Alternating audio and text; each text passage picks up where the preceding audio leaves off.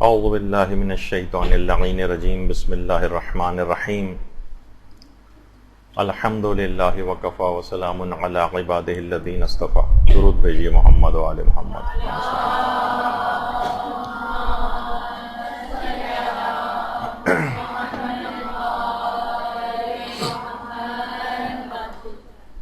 اور آج جو ہمارا عنوان ہے وہ ہے مجالس اعضاء میں جو کھلایا جانے والا کھانا یا جس کو آپ تبرک کہتے ہیں، اس کی کچھ فقہی احکام کیا ہیں، اس کے کچھ اخلاقی باتیں اس سلسلے میں کیا ہیں، اور اس کے متعلق جو اعتراضات عام طور پر کیے جاتے ہیں اس سلسلے میں علماء اس کا کیا جواب دیتے ہیں. دیکھیے، ایک ایسی چیز ہے یہ تبرک کہ شاید جس کو کھلانے والے، جس کو بانٹنے والے یا جس کو کھانے والے، کوئی بھی اس کے آداب سے اس حد تک واقف نہیں ہے کہ جتنا ہونا چاہیے. اس کے فقہی احکام سے اتنی لوگوں کی واقفیت نہیں ہے کہ جتنی ہونی چاہیے. اس کے فوائد اتنے زیادہ لوگوں کو پتہ نہیں ہے کہ جتنے ہونے چاہیے. اس کی اہمیت سے ہمیں نہیں نظر آتا کہ لوگ کما حقہ اتنے واقف ہیں. اور اس سلسلے میں خاندان اہل بیت کی سیرت کیا ہے، اس سلسلے میں علماء کرام کی سیرت کیا ہے، اس سلسلے میں جو صالحین ہیں یا مومنین ہیں ان کی سیرت کیا ہے، یہ ہم کو دیکھنا ہوگا. دوسری طرف یہ کہ یہ کھانا کھلانا جو ہے یہ اب مراسم اعضاء کا ایک لازمی حصہ بن گیا، لازمی حصہ. اور مجتہدین کی ایک بہت بڑی تعداد اس کو شاعر حسینیہ میں سے بھی قرار دیتی، یعنی اس کو دیکھ کر امام حسین کا غم اور ان کی مظلومیت کی یاد آتی. اب یہ اس کا شاعر حسینی میں سے اکثر علماء کی جو تعداد ہے وہ اس کو شاعر حسینیہ میں سے سمجھتی. لیکن جس طرح دیگر مراسم اعضاء ہیں، کچھ تو ایسی ہیں جس میں واقعتاً مراجع کا ایک فقہی اختلاف ہے، وہ اپنی جگہ پر، لیکن جو بالکل جائز، مباح، متفق علیہ جو رسومات عزاداری ہیں، جن کو تمام علماء نے جائز اور مستحب کہا ہے، اس میں بھی اب کچھ افراد جن کی فکر کچھ وہابیت کی فکر سے متاثر ہے، وہ اس سلسلے میں بہت زبان اعتراض جو ہے وہ دراز کر رہے ہیں اور باقاعدہ ان چیزوں کے خلاف ایک مہم شروع کر رکھی، اور اپنے آپ کو کہتے ہیں کہ ہم اصلاح کر رہے ہیں. جو سو کالڈ مصلحین ہیں وہ ایک اعتراضات کا ایک طوفان عمومی زندگی میں بھی اور سوشل میڈیا پہ علی الخصوص اٹھا رہے ہیں. دیکھیے، ہمارے مراجع کرام انہوں نے ہمیشہ جائز اور مباح اور مستحب مراسم اعضاء کے خلاف اٹھنے والی جتنی تحریکیں ہیں ان کا مقابلہ کیا ہے، بلکہ ایک سیسا پلائی ہوئی دیوار کی طرح سے ان کے سامنے کھڑے. اور یہ ان مراسم، جائز اور مباح اور مستحب مراسم کے خلاف یہ جو لوگ اس انداز سے کر رہے ہیں، اصل میں اس کو کہا جاتا ہے کہ وہابیت کی ایک سازش. یہی وجہ ہے کہ ہمارے مجتہدین میں سے آیت اللہ محمد حسین جو کاشف الغطا کے نام سے، جن کی کتاب ایک ہے اصل الشیعۃ و اصولھا، اصل و اصول شیعہ کے نام سے اس کا اردو ترجمہ بھی ہوا ہے، وہ فرماتے تھے کہ عزاداری احیاء دین کا ذریعہ ہے، اور عزائے حسین میں اٹھنے والے جتنے بھی شبہات ہیں یہ امویوں اور وہابیوں کی سازشوں کا حصہ ہیں. وہ فرماتے ہیں کہ اگر ان کا مقابلہ نہیں کیا اور یہ ہیلے بہانے سارے کارگر ہو گئے اور ان شاعر حسینی میں تعطل آ گیا اور آپ نے روک دیا ان کو، تو یہ ایسی مجالس کے خاتمے کا سبب ثابت ہوں گے کہ جس سے دین کا احیا وابستہ. تو ان لوگوں کی باتوں میں ہرگز نہ آیا جائے، ان کی باتوں پر بالکل کان نہ دھرے جائیں، اور ان مراسم اعضاء کو اسی طرح سے جاری و ساری رکھا جائے جیسے یہ اب تک جاری و ساری. اور باقاعدہ علماء نے تو اس سلسلے میں یہ بھی کہا ہے، جیسے کہ آیت اللہ سید جواد طباطبائی تبریزی، یہ ان کا فتویٰ ہے آپ کے سامنے. وہ کہتے تھے یہ مراسم اعضاء پر جو اعتراضات ہیں ایک بیہودہ کام ہے. دشمنان اسلام نے عزاداری کے خلاف مورچہ بندی کر لی، لیکن اس عظیم وسیلے کو لوگوں کے دلوں سے مٹانا ان کے بس سے باہر ہے. البتہ انہوں نے بیہودہ اور لغو قسم کے خلاف حقیقت اعتراضات کا بیج بونا شروع کر دیا، اس کی کوئی بنیاد نہیں ہے. اور ہمارے جو بزرگ علماء ہیں انہوں نے بالکل واضح انداز میں مراسم اعضا کے جواز کا فتویٰ دیا ہے. چند احمق اور عقل سے بے بہرہ افراد جو مراجع الزام اور علماء کے خلاف زبان درازی کر رہے ہیں کہ انہوں نے کیا خرافاتی رسمیں مثلا جو ہیں یہ قائم کر رکھی ہیں، ان کی کسی بات پر دھیان نہ دیا جائے اور ان کی ہر بات کو دیوار پر دے مارا جائے. یعنی یہ آج کل کیونکہ سوشل میڈیا پہ سب چیزیں بہت زیادہ سامنے آ رہی ہیں، اس وجہ سے یہ تمام چیزیں بھی آپ کے سامنے. اچھا، بعض اوقات کیا ہوتا ہے جب کسی رسم کو وہ دیکھتے ہیں کہ یہ چیز ختم نہیں ہو سکتی تو وہ اس کا متبادل پیش کرتے ہیں کہ بھائی کیا مناسب نہیں ہے کہ جو اتنے زیادہ اخراجات تبرک وغیرہ پر ہو رہے ہیں یہ ہم اس سے غریبوں کی امداد کرنا شروع کر دیں. تو دیکھیے وہ کسی عالم نے بڑا اچھا جملہ کہا ہے نا کہ کسی بھی غریب کو امام حسین کی آزاداری پر کمپرومائز کر کے اپنا پیٹ بھرنا قبول نہیں. کسی شیعہ غریب کو یہ بات قبول نہیں. اتنا بے غیرت اور اتنا کم ظرف کوئی بھی غریب سے غریب مومن بھی نہیں ہے کہ وہ کہے کہ آزاداری کے خرچوں میں کمی کرو اور میرا پیٹ بھرنے کے لیے مجھے پیسے دے دو. اس کو الحمدللہ اس کی برکتوں سے خود ہی اتنا پیٹ اس کا بھر جاتا ہے کہ ان کے پاس بھی بچ جاتا ہے، ان غریبوں کے پاس بھی جائے گا کہ وہ بھوکے رہ جائیں. تو کہتے ہیں کہ یہ ایسا کریں، آپ غریبوں کی امداد کر دیں. اچھا، یہی والا سوال اکثر، اب میرے پاس اتنا وقت نہیں کہ پورے فتوے پڑھوں، اس کا خلاصہ کر دیتا ہوں کہ امام خمینی سے بھی باقاعدہ پوچھا گیا. یعنی اس کا خلاصہ یہ ہے کہ یہ جو کتنے اس کے اوپر تبرک وغیرہ پر اتنے زیادہ مصارف ہوتے ہیں، اور تو کیا بہتر نہیں کہ ہم ان مصارف ان کے اوپر خرچ کرنے کے بجائے جو خانوادہ شہداء ہیں ان کے گھروں کی کفالت ہے، یا مجروحین انقلاب میں بہت سے زخمی ہیں، انقلاب کے دوران کتنے افراد زخمی ہوئے تھے، تو یہ ہم یہاں سے کٹوتی کر کے ان لوگوں کی امداد کر دی جائے. تو امام خمینی نے کہا نہیں، یہ مراسم سوگواری سید الشہداء جو ہے اس کو ہرگز ترک نہ کیا جائے. یعنی یہاں کا پیسہ کاٹ کے وہاں نہ دیا جائے. باقاعدہ مجتہدین نے اس کو یعنی دیکھا جائے تو اس وقت بڑا ایک انقلاب نیا آیا تھا اور کتنے لوگ شہید ہوئے تھے، کتنے لوگ زخمی ہوئے تھے، اور انقلاب کو اس وقت بہت پیسوں کی بھی ضرورت تھی، لیکن آزاداری کے اندر کسی قسم کی کمی، خاص طور پر تبرک کے لیے منع کر دیا. کہا نہیں، مراسم میں جو سوگواری سید الشہداء ہے یہ فوقیت رکھتی ہے، اس کو ہرگز ترک نہ کیا جائے اور ان کے اوپر خرچ کیا جائے. اچھا، اسی طرح سے بہت سارے ہمارے اور مراجع ہیں، جیسے آیت اللہ حافظ بشیر نجفی، وہ کہتے ہیں کہ بعض لوگ ہی کہتے ہیں کہ مجالس اعضاء، یہ ماتمی تنظیموں اور باقی شاعر حسینی اور امام حسین کے زائرین پر خرچ کرنے کی کوئی ضرورت نہیں ہے، ان کو کھانا وانا کھلانا، اور کہتے ہیں کہ اس مال کو فقراء پر خرچ کرنا چاہیے.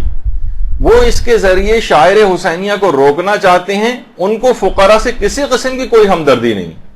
یہ چاہتے ہیں کہ بس یہ چیز کسی طرح سے رک جائے. تو یہ آوازیں بلند کی جاتی ہیں کہ متبادل کے طور پر یہ چیز رائج کر دی جائے کہ تبرک وغیرہ پہ پیسہ خرچ نہ ہو بلکہ غریبوں کی امداد کر دی جائے.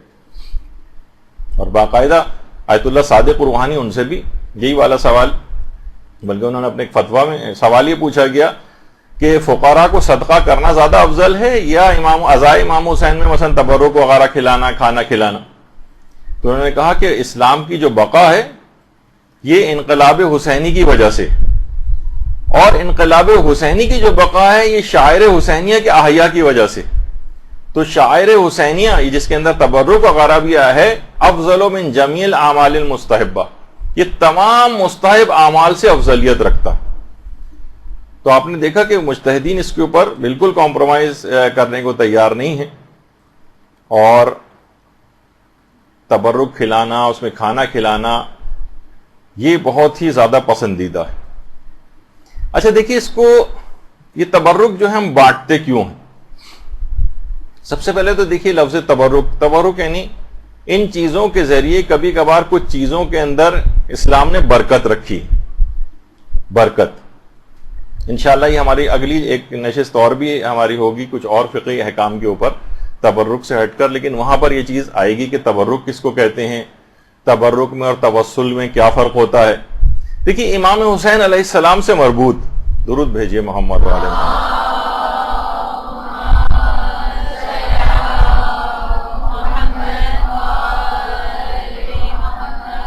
ہر چیز واجب الاحترام ہے جو بھی ان سے منسوب ہو جائے.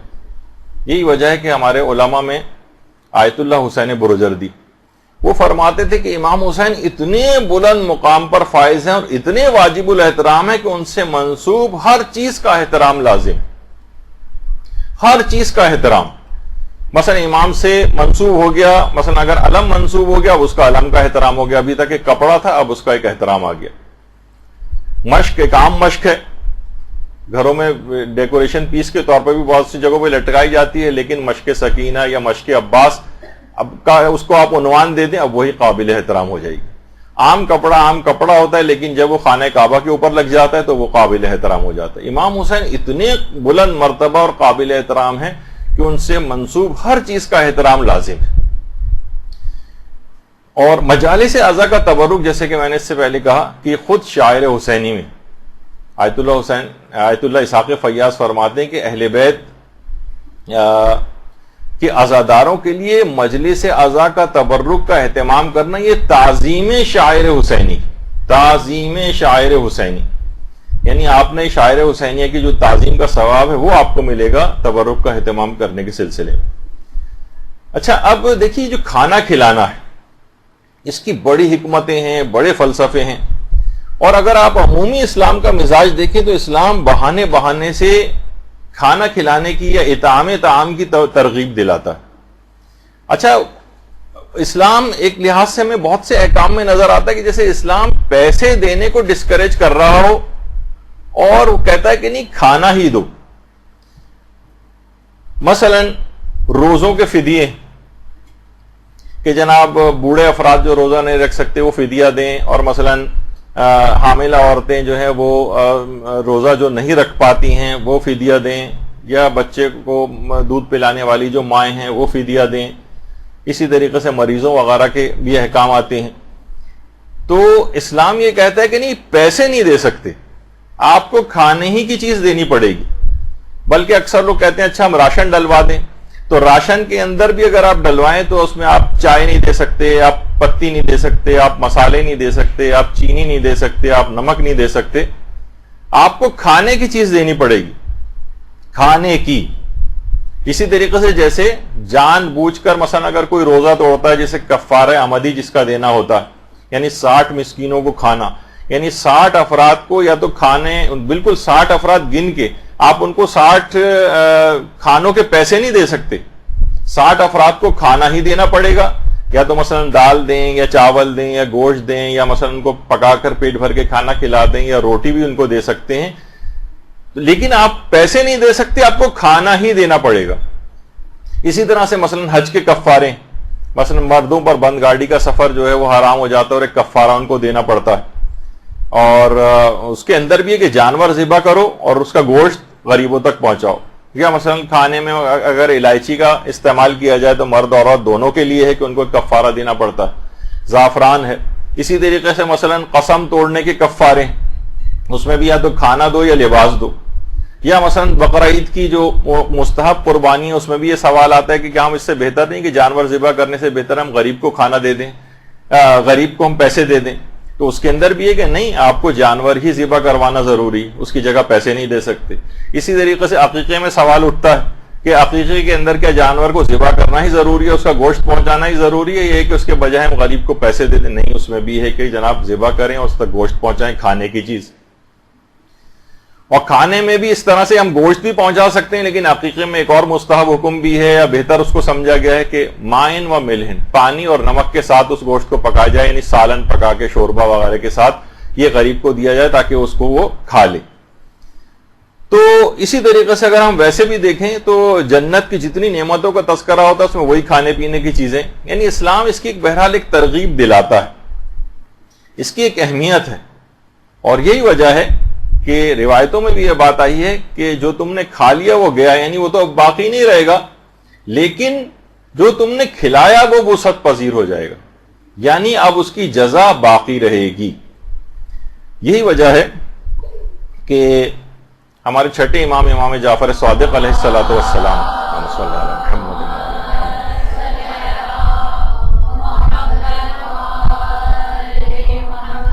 کتنی تاکید سے یہ بات کہی گئی ہے کہ اگر کوئی مومن تمہارے گھر آئے، یا عام طور پر جیسے کہ یہاں سے زائرین بھی جاتے ہیں اربعین وغیرہ پہ، تو وہ لوگ آپ کو ایک لحاظ سے مہمانی تصور کرتے ہیں. تو بہرحال امام نے فرمایا اگر کوئی مومن تمہارے گھر آئے تو اس کو کھانے کو پوچھو. اچھا وہ کھانے پر اگر تیار نہ ہو تو اس کو پانی کے لیے پوچھو. وہ بھی اگر قبول نہ کرے تو اس کے ہاتھ پانی یا کسی خوشبودار چیز سے دھلا دو. اچھا دیکھیے ہم لوگ ہمارے تو یہاں تو احادیث پہ اس طرح سے عمل بھی نہیں ہوتا. مجھے یاد ہے کہ آج سے شاید 10-12 سال پہلے میں ایک مرتبہ ایران گیا تھا. تو جب گیا تو وہاں پر جو ہمارے قوم میں دوست ہیں وہ ان کو ابا ایک سلوانی تھی کسی درزی کے پاس. تو ایک تو دیکھیے ہمارے یہاں کے درزی ہوتے ہیں جو آپ کے دماغ میں, آپ خواتین تو زیادہ بہتر جانتی ہیں ان کو, لیکن وہ اتنا متقی و پرہیزگار کہا جاتا ہے کہ مجتہدین اور مراجع تک اس سے آبائیں سلوانے کے لیے آتے ہیں, یعنی اسی سے سلواتے. تو اس نے کھانے کو پوچھا, ظاہر ہے کہ تکلفات بھی ہوتے ہیں, منع کیا. پانی کو اس نے پوچھا, چائے کو پوچھا, سب کو منع کیا. تو جلدی جلدی بھاگا بھاگا اندر گیا اور ایک بوتل کے اندر عرق گلاب رکھا ہوا تھا وہ لے کر آیا اور کہا کہ کم سے کم اس سے ہاتھ ضرور آپ دھو لیں, کیونکہ یہ امام کی حدیث ہے کہ کم سے کم اگر کوئی اس پر تیار نہ ہو تو اس کے خوشبودار کسی پانی سے اس کے ہاتھ دھلائے جائیں. تو اس حد تک دیکھیے لوگ تقوی, پرہیزگاری, ائمہ کی احادیثوں کے اوپر عمل اس طرح سے کرتے ہیں. تو اب یہ جو تبرک وغیرہ ہے اس کے دیکھیے فقہی احکام بھی.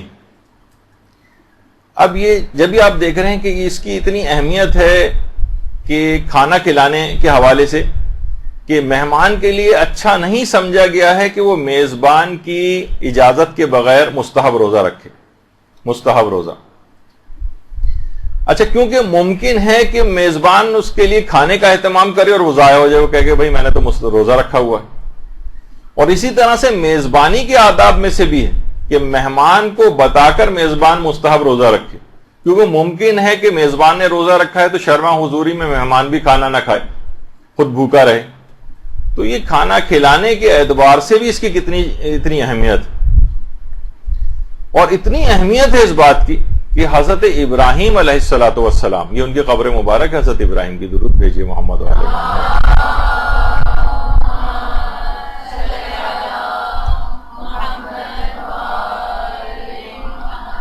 کہ باقاعدہ تفسیر نور الثقلین میں پیغمبر اکرم ختمی مرتبہ صلی اللہ علیہ وآلہ وسلم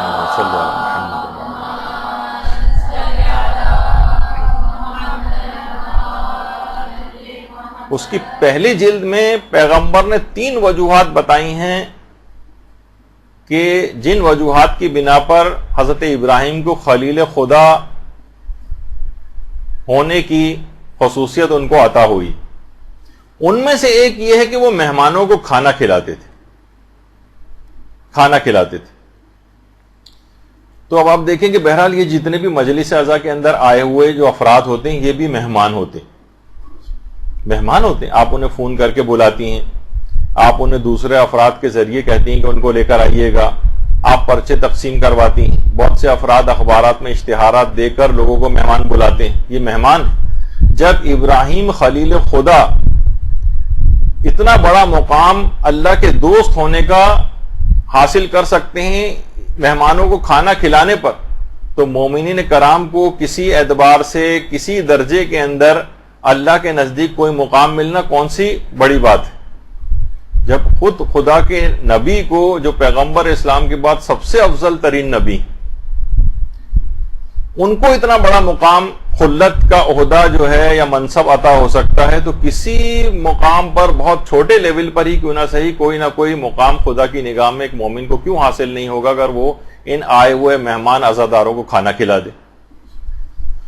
تو بہرحال البتہ دیکھیے اس پہ اعتراض عموماً وہی افراد کرتے ہیں جو ذرا فطرتاً کنجوس ٹائپ کے واقع ہوئے ہیں, کھانا کھلانے سے گھبراتے ہیں, یا یہ کہ کوئی سازشی ٹائپ کے ہی افراد ہوتے ہیں. بہرحال دیکھیے قرآن کے اندر باقاعدہ جہنمیوں کو جو اوصاف بتائے گئے اس میں یہی ہے کہ تقریباً 2-3 جگہوں پہ یا 4 جگہوں کے اوپر ہے کہ وہ مسکینوں کو کھانا نہیں کھلاتے. وَلَمْ نَكُ نُطْعِمُ الْمِسْكِينَ, لم نکو من المصلین, ہم نماز گزاروں میں سے نہ تھے. جہنمی ان سے جب پوچھا جائے گا کہ تمہیں جہنم میں کون سی چیز لے کر آئی, وہ کہیں گے ایک تو ہم نماز گزاروں میں سے نہ تھے, اور ولم نکو نطعم المسکین, ہم مسکینوں کو کھانا نہیں کھلاتے تھے, یعنی وہی کھانا نہ کھلانا. وہ دیکھیے وہ اس لحاظ سے اس کی مذمت آئی ہے. یا جو سورہ معون میں ہے وَلَا يَحُضُّ عَلَىٰ طَعَامِ الْمِسْكِينِ، اس کے اندر بھی یہی بات ہے کہ مسکینوں کو کھانا نہ کھلانے کا. اچھا اب کیونکہ عزائے امام کے اندر تو غریب اور فقیر اور امیر سب آتے ہیں، تو ان سب کو کھانا کھلانے کی ایک الگ مشروعیت ہے.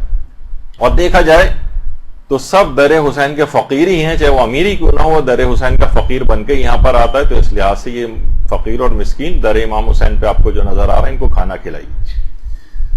اور یہ مجلس عزا کا تبرک یہ امام حسین سے منسوب ہو کر اس قدر فوائد رکھتا ہے، اس قدر شفا رکھتا ہے، اس قدر سیرت علماء اور صالحین میں اس کے واقعات ملتے ہیں کہ باقاعدہ سننے میں آتا ہے کہ ایک عالم دین تھے کہ جو اگر کہیں رستے میں جا رہے ہوتے تھے اور 10 سبیلیں بھی آتی تھیں تو ہر سبیل سے ایک ایک گھونٹ ضرور پیتے تھے.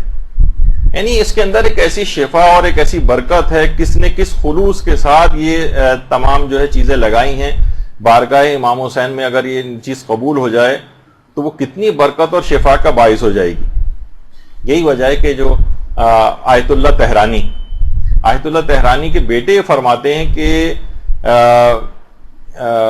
کہ مجلس عزا کے تبرک کے سلسلے میں ہمارے والد فرماتے تھے کہ اس قدر برکات ہیں، اس قدر مکاشفات ہوئے ہیں اور اس قدر مشاہدات ہوئے ہیں کہ خود ہمارے والد جو ہیں وہ روز عاشور تک لوگوں کو کھانا کھلانے سے منع نہیں کرتے تھے.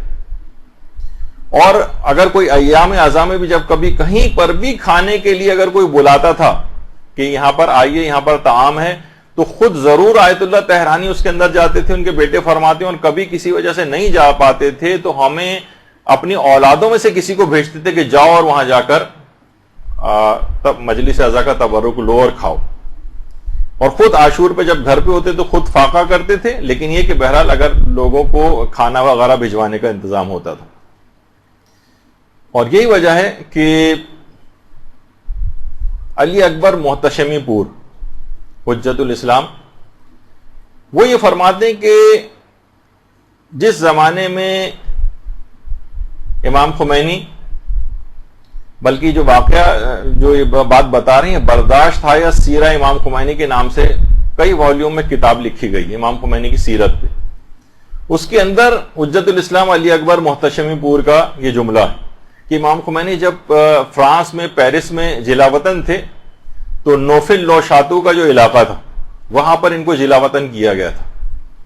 نوفل لو شاتو کا علاقہ جو پیرس میں تھا، یعنی اس کی اتنی شہرت ہوئی ہے کہ اس کے بعد ایرانیوں نے باقاعدہ ایران کے اندر بھی ایک علاقے کا نام جو ان کا ایڈمنسٹریٹو سب ڈویژن ہے اس کا نام بھی نوفل لو شاتو رکھ دیا تھا. تو امام خمینی جب فرانس میں تھے تو فرماتے ہیں کہ عاشور کے روز امام خمینی اپنے مکان پر آئے ہوئے جتنے افراد تھے ان سب کے لیے تبرک اور کھانے کا انتظام کیا کرتے تھے عاشور کے روز. تو علماء کی سیرت میں بھی یہ بات ملتی.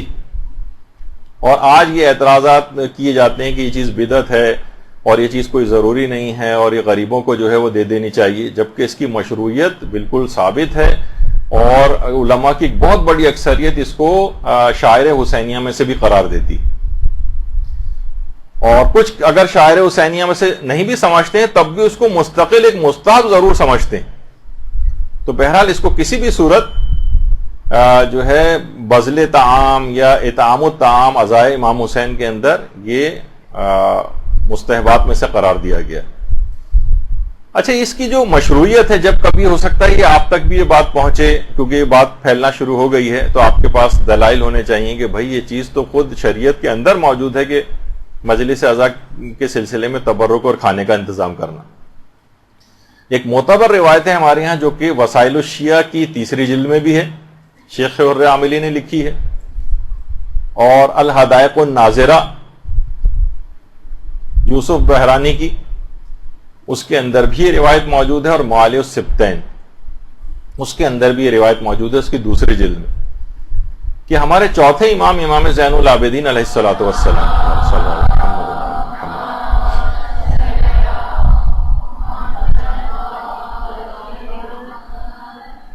کہ مجالس عزا اور عزائے امام حسین اور ماتم امام حسین کے لیے جو عورتیں جمع ہوتی تھیں ان کے لیے امام خود کھانے کا اہتمام فرماتے تھے اور کھانا ان کے لیے بھجواتے تھے. اچھا صرف کھانے ہی کے حوالے سے نہیں، جو روایت ہے ابھی تو ہم اس کے اوپر ڈسکس کریں گے. اچھا اطعام طعام کا تو بار بار تذکرہ آ رہا ہے، اسی کے اندر پانی پلانے کی جو مشروعیت ہے، جو سبیلیں آپ کو نظر آتی اس کی بھی خود الگ سے، یعنی خود جو ہماری کامل الزیارت ہے ابن قولویہ کی، اس کے اندر بھی یہ والی حدیث آئی ہے کہ جو بھی روز عاشور قبر امام حسین کے قریب لوگوں کو پانی پلاتا ہے، وہ بالکل اسی طرح سے ہے کہ جیسے عاشور کے روز لشکر امام حسین کی ہم رکاب ہو کر لشکر حسینی کو پانی پلاتا. درود بھیجیے محمد و آل محمد صلی اللہ علیہ وسلم.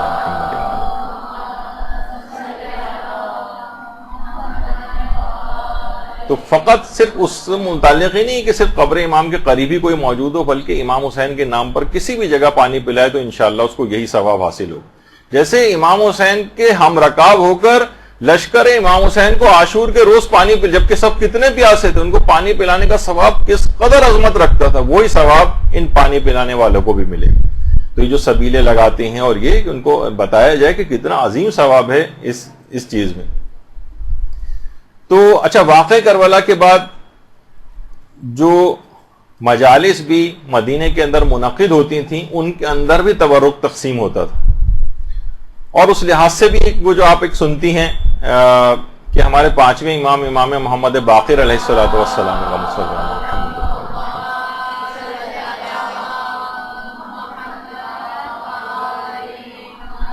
نے وصیت کی تھی باقاعدہ کہ 10 سال تک مینا میں، میدان مینا کے اندر 10 سال تک مجلس عزا منعقد کی جائے، اور اس کے لیے باقاعدہ امام نے 800 درہم مختص کیے تھے، اور 10 سال تک کی مجالس عزا برپا کرنے کے اوپر جو اتنے اخراجات ہوتے ہیں، اس زمانے میں ذاکرین وغیرہ کو اس طرح سے پیسے وغیرہ دینے کا اس قدر ویسا رواج نہیں تھا. تو لیکن اس کا مطلب یہ ہے کہ جو بھی انہوں نے وصیت کی تھی اور پیسہ اس کام کے لیے مختص کیا تھا، تو یہ تمام اخراجات اس کے اندر شامل ہوتے ہیں، جس میں ان کو کچھ کھلانا، کچھ دینا، یا جو بھی ارینجمنٹ اس کے ہوتے ہوں گے، امام نے باقاعدہ وصیت کی تھی. اور آج بھی وہ تو پرانا مینا تھا، اور آج اب تک جتنے بھی شیعہ حجاج ہیں اس کے اوپر عمل کرتے ہیں، اور باقاعدہ تقریباً تمام کاروان میدان مینا میں ایک مجلس عزا امام محمد باقر علیہ السلام کی اس وصیت کے مطابق اس کے اوپر عمل کر کے ایک مجلس عزا برپا کرتے ہیں، اور لوگوں کو وہاں تبرک بھی دیا جاتا ہے، کھانا وغیرہ بھی کھلایا جاتا ہے. اور باقاعدہ جو ابھی آپ نے جو روایت سنی کہ امام سجاد خود کھانا پکوا کر جو ہے اس کا اہتمام کرتے تھے، باقاعدہ آیت اللہ تقی مدرسی جب ان سے اس روایت کے متعلق سوال کیا گیا تو اس میں بھی انہوں نے اسی بات کو کہا اور اس روایت کو انہوں نے معتبر قرار دیا. اچھا روایت کیا ہے؟ روایت ہے کہ لما قتل الحسین ابن علی، یعنی جب امام حسین قتل ہو گئے تو نساء بنی ہاشم انہوں نے سیاہ لباس جو ہے وہ پہنے، اور وہ کسی سے بھی سردی اور گرمی کی کوئی شکایت نہیں کرتی تھی. وَكَانَ علی ابن الحسین، یعنی ہمارے امام زین العابدین علیہ السلام یعملوا لہن الطعام للماتم، اس مجلس عزا اور اس ماتم کے لیے باقاعدہ کھانے کا اہتمام فرمایا کرتے تھے. یعنی خود چوتھے امام کی سیرت میں سے ہے یہ کھانا بھجوانا، یعنی وہ فاطمیات اور وہ خاندان اہل بیت کی عورتیں جو مجلس و ماتم برپا کیا کرتی تھیں، چوتھے امام باقاعدہ ان کے لیے کھانے کا اہتمام فرمایا کرتے تھے. اس لحاظ سے یہ معتبر روایت کے مطابق یہ سیرت امام سجاد بھی، محاسن برقی وغیرہ کے اندر بھی اس روایت کو لکھا گیا. اس کے علاوہ ایک اور روایت اب ذرا تاکہ آپ کے سامنے یہ سب چیزیں رہیں، اور کہ یعنی ایسا نہیں کہ بس لوگوں کے پیٹ بھرنے کے لیے، ایک دل بستگی کے لیے یا اپنے خواہش نفس کے لیے کوئی انسان کھانا کھلاتا ہے، لوگ کھانا کھاتے ہیں، بلکہ یہ خود اس میں مشروعیت ہے، اس میں شرعی پہلو ہے. کہ حضرت موسیٰ علیہ السلام کی ایک حدیث ہے جس کو علامہ فخر الدین الطروحی نے مجمع البحرین جو کتاب ان کی ہے اس کے اندر اس کو لکھا ہے، اس کی 3ری جلد میں، کہ حضرت موسیٰ نے ایک دفعہ پروردگار عالم سے کہا کہ پروردگار، امت محمدی کو کن خصوصیات کی بنا پر تمام امتوں کے اوپر فضیلت حاصل،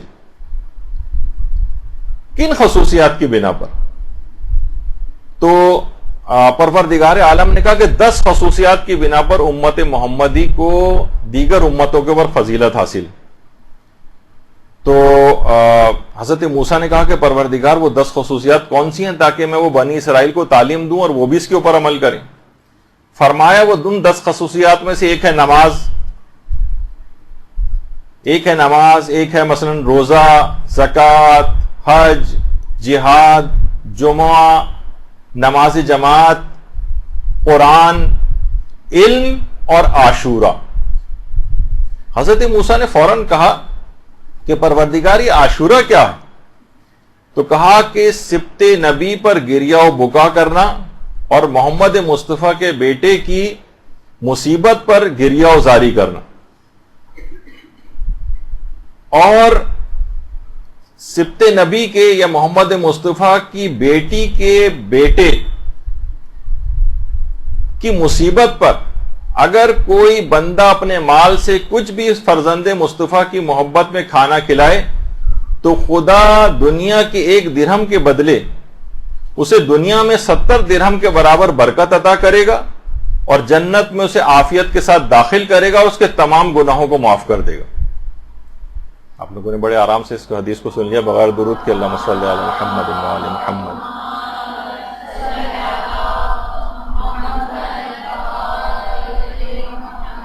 یعنی 1 درہم جو اس تبرک کے اوپر خرچ ہو رہا ہے، پروردگار ایسی برکت اس کے اندر عطا کرتا ہے کہ 70 درہموں کے برابر اس کو برکت عطا ہوتی ہے، عافیت کے ساتھ جنت میں داخل کرے گا. ایک تو ہوتا ہے جنت میں بالآخر جانا عذاب بھگت کر، اور ایک ہے عافیت کے ساتھ براہ راست چلے جانا. یہ اس کو حاصل ہوگا اور اس کے تمام گناہوں کو پروردگار عالم معاف کر دے گا. یہ باقاعدہ فخر الدین الطروحی نے مجموع البحرین میں جو کتاب لکھی ہے، علماء نے اس روایت کو بھی معتبر قرار دیا ہے. اور وہ 10 خصوصیات اس کے اندر امام حسین کی مصیبت پر ان کی عزا کے اندر کھانا کھلانا بھی شامل ہے. اچھا اب دیکھیے خاندان اہل بیت کی، اچھا یہ مستدرک الوسائل کے اندر بھی اس روایت کو لکھا گیا ہے. اچھا اب دعوت ذو العشیرہ جو آپ سنتی ہیں، جب قرآن کا یہ حکم آیا تھا کہ وانذر عشیرتک الاقربین، تو پیغمبر نے پھر ایک کھانے کی دعوت کی تھی اور پیغمبر اسلام نے اس کھانے کی دعوت میں 40 لوگوں کو بلایا تھا. اور اس میں کھانا کھانے کا انتظام حضرت امیر المومنین علیہ الصلوۃ والسلام کے ذمے تھا.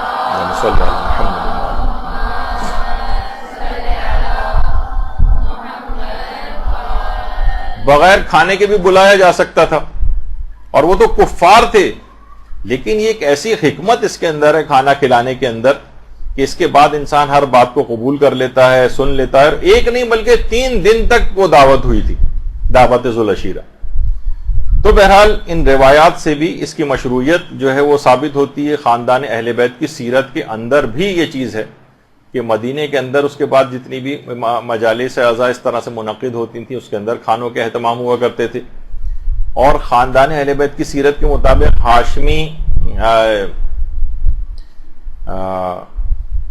ہاشم معروف الحسینی، انہوں نے باقاعدہ ایک کتاب لکھی ہے من وحی الثورۃ الحسینیہ. اس کے اندر یہ والی بات لکھی ہے کہ کان الفاطمیون فی یوم عاشورہ ینحرون الابل والبقر، یعنی جو فاطمیون، یہ جو خاندان اہل بیت کے جو افراد تھے، یہ عاشورے کے روز اونٹوں کو نہر کرتے تھے اور گائے وغیرہ کو ذبح کر کے اس کا کھانا لوگوں کو کھلاتے تھے، لِإِطْعَامِ النَّاسِ، تاکہ لوگوں کو کھانا کھلایا جائے. یعنی خاندان اہل بیت کی سیرت کے اندر بھی یہ والی چیز ہم کو ملتی.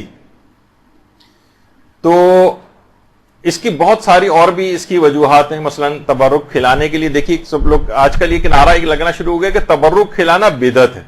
یہ تو ہوتا ہی نہیں تھا اس زمانے میں، یہ لوگوں نے بعد میں شروع کر دیا، اسی کو تو بدعت کہتے ہیں. دیکھیے تبرک کھلانے کے لیے سب سے کم جو دلیل ہے وہ یہ کہ اس سلسلے میں کوئی منع وارد نہیں ہوئی ہے. مثلا منع نہیں کیا گیا کہ اس کے بعد تبرک کھلایا جائے، تو منع نہ ہونا خود دلیل اباحت، یعنی مباح ہونے کے اور جائز ہونے کی ایک دلیل ہے کہ اس کام کو منع نہیں کیا گیا. لیکن کتنے اور حوالے ہیں جس سے اس کی مشروعیت ثابت ہوتی ہے، اس کا استحباب ثابت ہوتا ہے، اور بہت سے الگ الگ حوالے ہیں. یہاں پر آپ کی جو ابھی تو کلاسز اب شروع ہوئی ہیں، اس سے پہلے جو ریگولر کلاسز ہو رہی تھیں تو مولانا غلام مرتضی نقوی صاحب نے پوری 2 کلاسز کھانا کھلانے کی فضیلت پہ جو احادیث اور قرآن کے اندر جو آیات وغیرہ آئی ہیں اس کو تفصیل سے بیان کیا تھا کہ پورے 2 لیکچرز کے اندر. جو ظاہر ہے ہمارا ابھی وہ موضوع نہیں ہے، لیکن اطعام مومن کی کتنی فضیلت بیان ہوئی ہے. اور اس کے علاوہ مثلا استجابت دعوت مومن، یعنی مومن اگر کو دعوت دی جائے تو اس کے لیے دعوت کا قبول کرنا مستحب ہے، اس عنوان سے بھی اس کا استحباب ہے. احسان کی فضیلت کے تحت بھی اس کو علماء ذکر کرتے ہیں، اس کی مشروعیت کو. یا مثلا مومن کے دل میں خوشی کا داخل کرنا، یہ خود مثلا جب کسی کو کھانا کھلاتے ہیں ظاہر ہے وہ آدمی خوش ہوتا ہے، اس کا اکرام ہوتا ہے، اس عنوان کے ذریعے بھی اس کی ایک شرعی جو ہے وہ اس کے اندر مشروعیت پائی جاتی ہے. اور یہ خاص طور پہ استجابت دعوت مومن، یعنی مومن نے اگر آپ کو کھانا کھانے کی دعوت دی، اس کی اتنی اہمیت ہے کہ مستحب روزہ تک چاہے ابھی 5 منٹ رہ گئے افطار میں، تب بھی 5 منٹ پہلے بھی اس نے اگر آپ کو 10 منٹ پہلے بھی اگر اس نے آپ کو افطار کی دعوت دی ہے، کھانے کی دعوت دی ہے، تو مستحب ہے آپ کے لیے کہ اس روزے کو توڑ دیں، اپنے مستحب روزے کو. اور جائز ہے خود آقا سیستانی کے نزدیک ویسے بھی کہ جائز ہے کہ قضا روزہ بھی اگر آپ نے رکھا ہوا ہے تو ظہر سے پہلے بھی اس کو توڑا جا سکتا ہے. البتہ وہ کہتے ہیں کہ اس کا کسی دعوت مومن پر قضا روزے کو ظہر سے پہلے توڑنا یہ مستحب نہیں ہے، لیکن جائز ہے. ظہر سے پہلے، ظہر کے بعد تو نہیں توڑا جا سکتا. اور کچھ علماء تو ہمارے ایسے گزرے ہیں کہ جیسے مثلا آیت اللہ خوئی یا موجودہ مراجع میں سے آیت اللہ اسحاق فیاض یا آیت اللہ تقی مدرسی، اور بہت سے علماء ہمارے ایسے ہیں جو کہتے ہیں کہ ظہر سے پہلے اپنا قضا واجب روزہ بھی اگر آپ نے رکھا ہوا ہے ظہر سے پہلے اور مومن کوئی کھانے کی دعوت دے تو مستحب ہے کہ قضا روزہ توڑ دیں، بشرطے کہ اس میں وسعت ہو، یعنی رمضان بہت قریب نہ ہو کہ اس کے بعد آپ کے روزے جو ہیں وہ چھوٹ جائیں گے آپ کے، ایسا نہ ہو، یعنی وقت میں وسعت ہو تو آپ توڑ سکتے ہیں. تو دیکھیں کس حد تک اس کے اندر اس کی وہ ہے مومن کی دعوت کو قبول کرنا.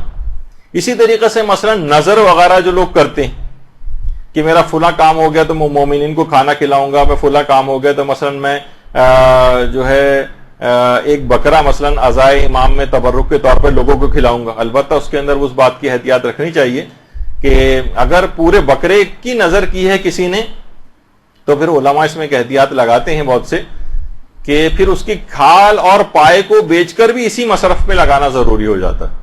ایک ہوتا ہے کہ نا آپ نے کہا صرف گوشت نکاح، پورے بکرے کی اگر نظر کی تھی آپ نے تو پھر کھال اور پائے کو بھی بیچ کر اسی مصرف کھانے کے اندر لگانا پڑے گا. تو بہرحال اس قدر مشاہدات اس کی برکت کے ہوئے کہ باقاعدہ اصفہان کے ایک عالم دین کا واقعہ علماء نے کتابوں میں لکھا ہے کہ وہ ان کے گھر میں نماز فجر کے بعد مجلس عزا ہوتی تھی، اسی میں وہاں ناشتے اور تبرک وغیرہ کا انتظام بھی ہوتا تھا. پہلے چائے ہوتی تھی، اس کے بعد پھر ناشتہ وغیرہ بھی. اچھا یہ خود کیونکہ عالم دین تھے، بزرگ عالم دین تھے، ایک کونے میں جا کر بیٹھ جاتے تھے، لیکن ان کی اولاد، ان کے شاگرد، ان کے کچھ پڑوسی یہ آتے تھے اور عزاداروں کی خدمت کرتے تھے، کھانا وانا لگاتے تھے، کھانا اٹھاتے تھے. ایک دن وہ افراد جو کھانا کھلانے کا گروپ آتا تھا ان کے پاس، اس کو آنے میں دیر ہو گئی اور مسجد سے نماز پڑھ کر مہمان پہلے آنے لگے. اچھا ان کو آتے ہی چائے پیش کی جاتی تھی. اچھا اب یہ پریشان ہوئے کہ وہ جو سارا انتظام کرتے ہیں ان میں سے تو کوئی آیا نہیں ابھی. انہوں نے کیا کیا کہ اپنی ابا اتار کر ایک طرف رکھی اور خود مہمانوں کو چائے سرو کرنا شروع کر دی. فرماتے ہیں کہ اسی رات خواب میں حضرت فاطمہ الزہرا سلام اللہ علیہا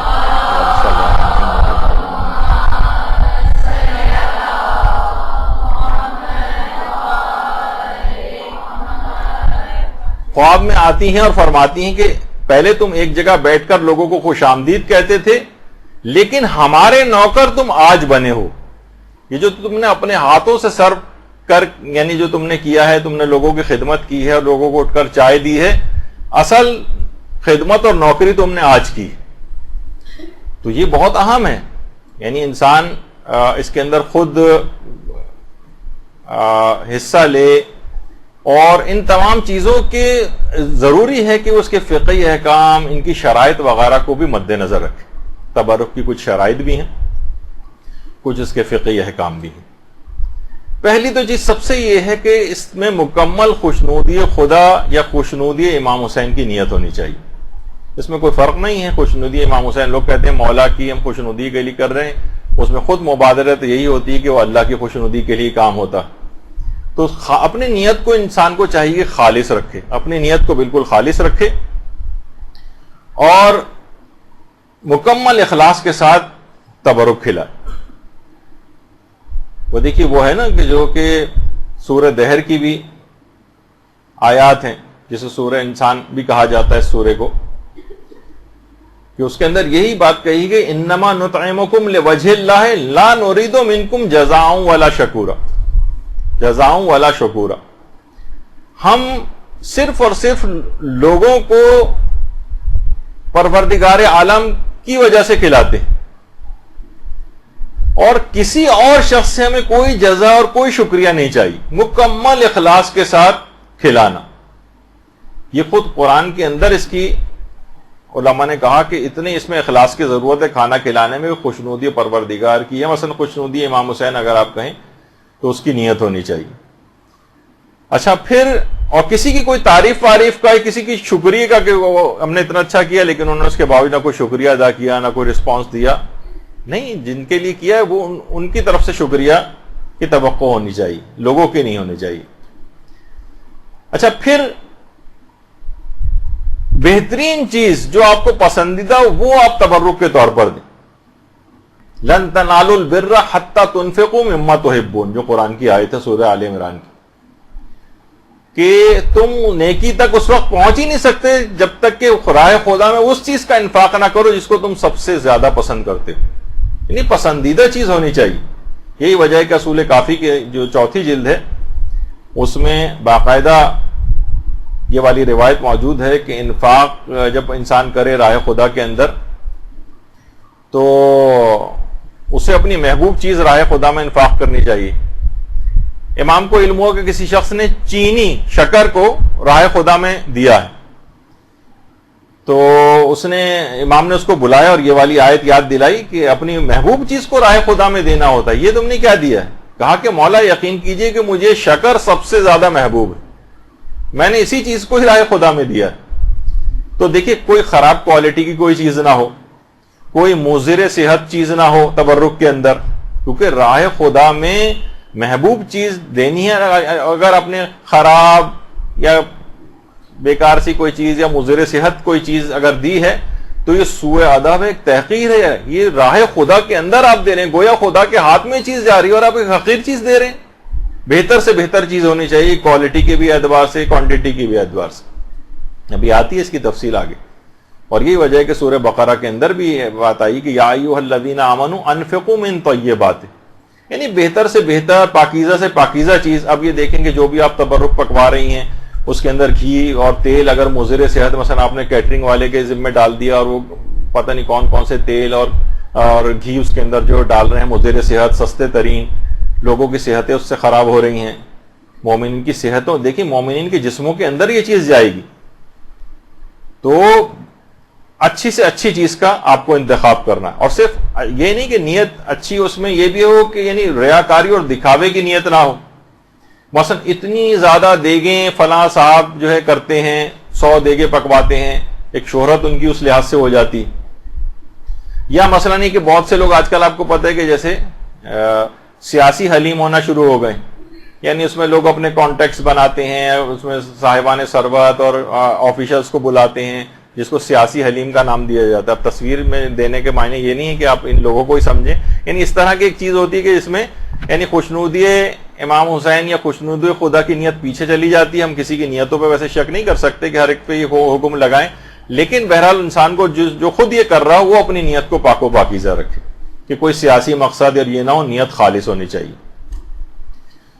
اور اگر نیت خالص ہو تو اہل بیت خود مدد کے لیے آتے ہیں، اس تبرک کے اہتمام تک کی مدد ان کی طرف سے ہو جاتی۔ آقا سید علی شاہرودی یہ فرماتے ہیں، یہ خاندان ایک شاہرودی جو ہے جس میں علماء اور مراجع کی بڑی تعداد جو ہے وہ گزری ہے، اسی خاندان کے تھے آیت اللہ آقا سید علی شاہرودی۔ یہ فرماتے ہیں کہ اس زمانے میں نجف میں مدرسہ بزرگ آخوند خراسانی، آخوند خراسانی ہمارے بہت ہی بڑے علماء کے اندر گزرے ہیں، آج بھی ان کی کتنی کتابیں حوزہ علمیہ کے اندر پڑھائی جاتی ہیں، اجتہاد تک کوئی پہنچ نہیں سکتا جب تک کہ ان کی کتابوں کا مطالعہ نہ کر لے۔ تو ان کا ایک مدرسہ تھا وہاں پر، آخوند خراسانی کا جو مدرسہ تھا، وہاں کے ایک خادم کا انتقال ہو گیا. آقا سید علی شاہرودی فرماتے ہیں کہ 7 محرم کی شب تھی. عموماً عراق کے اندر 7 محرم کی جو شب ہوتی ہے، اس میں مصائب حضرت عباس پڑھے جاتے ہیں. حضرت عباس علمدار علیہ الصلوۃ والسلام سے منسوب یہ شب ہے. صلی اللہ علیہ محمد.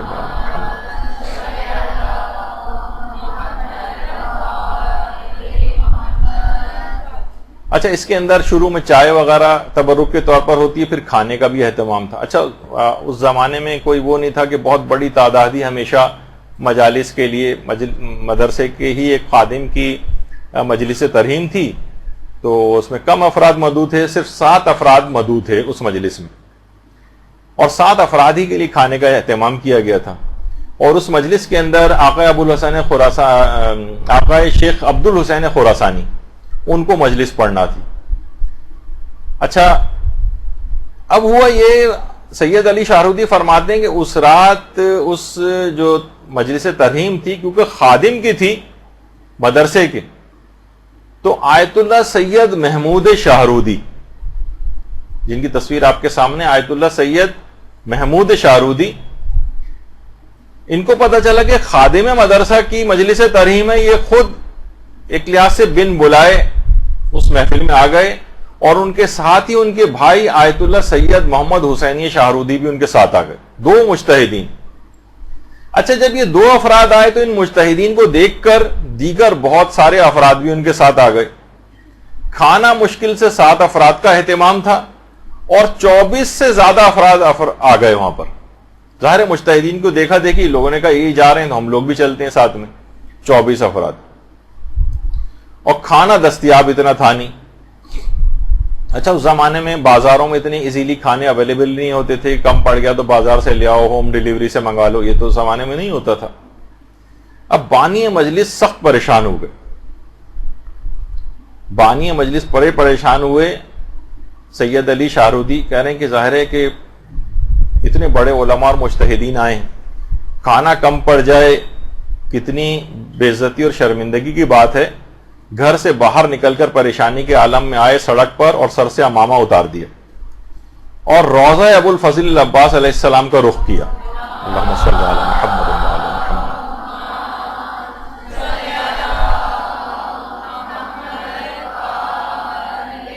کہا کہ اے ابو الفضل العباس، آپ کی نسبت یہ مجلس ہے، آپ میری آبرو بچا لیں. آپ کے خادم کی مجلس ترہیم، کھانا بہت کم ہے. فرماتے ہیں کہ جیسے ہی میں نے حضرت عباس سے توسل کیا، اچانک سے میری دل کی حالت ہی بدل گئی، اور ایک اطمینان آ گیا میرے دل میں. میں اندر آیا اور گھر والوں سے کہا کہ کھانا برتنوں میں نکالو، خدا کریم ہے. اب کہہ رہے کھانا برتنوں میں نکال کر حاضرین مجلس کی طرف کھانا بھیجا، لیکن یہ خود سید علی شاہرودی وہاں نہیں گئے، بس کھانا بھیج دیا. اور اس کے بعد یہ تھا کہ جب کھانے کی کچھ کمی ہوگی تو دوبارہ آواز آئے گی کہ مزید کھانا چاہیے. کہہ رہے انتظار کرتے رہے یہاں تک کہ آواز آئی، سید علی شاہرودی بس کیجئے، سب کھانا کھا چکے ہیں، مزید بھیجنے کی ضرورت نہیں. اب اللہم صلی علی محمد وعلی محمد.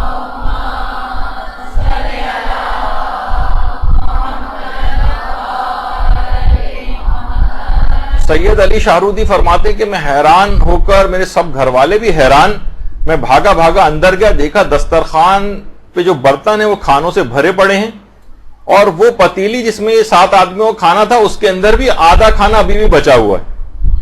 اور اتنا کہہ رہے ہیں اتنا کھانا بچ گیا کہ بعد میں لوگ اپنے ساتھ باندھ کے بھی لے کے گئے وہ 24 افراد. اور کتنی افراد تھے جو بطور شفا تبرک کے طور پر اس کھانے کو ساتھ لے کے گئے. آقا سید علی شاہرودی فرماتے ہیں میں قسم کھا کے، حضرت ابو الفضل العباس کی قسم کھا کے کہتا ہوں کہ اتنا کھانا بچ گیا کہ اگلے دن ہم نے پڑوسیوں میں اس کھانے کو تقسیم کیا، اور 3 دن تک خود بھی اس کھانے کو کھایا. اور فرماتے ہیں اس واقعے کی اس کے بعد اس قدر شہرت ہوئی کہ ہر سال اس کے بعد بن بلائے اتنے ہمارے گھر پہ عزادار جو ہے وہ آنے لگے اس مجلس میں شرکت کے لیے کہ اس کے بعد ہم 400 کلو گرام چاول اور گائے کا گوشت ہم پکوا کر اور مجلس اعضاء میں تبرک کے طور پر تقسیم کرنے لگے، اور کہنے لگے یہ نجف میں ہوتا تھا، اور اس کے بعد یہی سلسلہ اب ہم نے شاہرود کے اندر بھی یہ سلسلہ شروع ہو گیا ہے. یعنی اگر نیت خالص ہو تو اس مجلس اعضاء کے تبرک کے سلسلے میں اہل بیت کی طرف سے خود بھی الگ سے مدد آتی. اگر اس کے اندر کوئی مشروعیت نہ ہوتی، خلاف شرع ہوتا یا عمل پسندیدہ نہ ہوتا، تو کبھی اس قسم کے واقعات کریں. اس قدر واقعات اس سلسلے میں، اس قدر مشاہدات ہیں، اس قدر مکاشفات ہیں، کچھ آگے چل کے میں پیش بھی کرنے والا ہوں کہ واقعاً حیرانگی ہوتی ہے کہ کس قدر بابرکت شاعر حسینی. باقاعدہ اس سے جو واقعہ ابھی آپ نے سنا سید علی شاہرودی کا، یہ چہرہ درخشاں قمر بنی ہاشم ابو الفضل العباس علی ربانی خلخالی کی جو کتاب ہے، اور شاید سننے میں آ رہا ہے کہ شاید اس کا اردو ترجمہ بھی ہو گیا، اس تک کے اندر یہ واقعہ موجود ہے.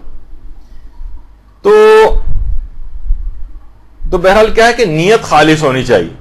تو ابھی ہم مسائل فقہ میں یہی چیز بیان کر رہے تھے کہ نیت بالکل خالص ہو، کوئی دنیاوی نیت نہ ہو، اور کوشش کیا یقیناً اس بات کو یقینی بنانا چاہیے کہ مال حلال سے تبرک ہونا چاہیے، مال حرام سے تبرک نہیں ہونا چاہیے. جو ہمارے گزرے ہیں عالم شیخ محمد حسین آل کاشف الغطا، یہ فرماتے تھے جملہ واقعتاً یہ بہت اہم ہے جملہ ان کا، کہ واجبات و حرام میں فاعل اور زمان و مکان کے اعتبار سے شدت ہوتی. یعنی ایک گناہ ایک عام شخص انجام دے، لیکن وہی گناہ کرنے والا کوئی عالم دین ہو، اس کی شدت زیادہ ہوگی. اور زمان میں کے اعتبار سے شدت آ جاتی. عام دنوں میں آپ کوئی گناہ کریں اور رمضان میں وہی گناہ کریں، شدت ہوگی. عام رات میں کوئی گناہ کریں اور معاذ اللہ شب قدر میں وہی گناہ کریں، شدت آ جائے گی.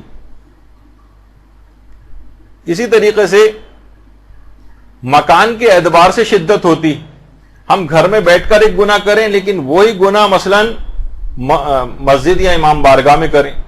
معاذ اللہ ثم معاذ اللہ وہی گناہ مثلا خانہ کعبہ کے صحن میں بیٹھ کر کریں.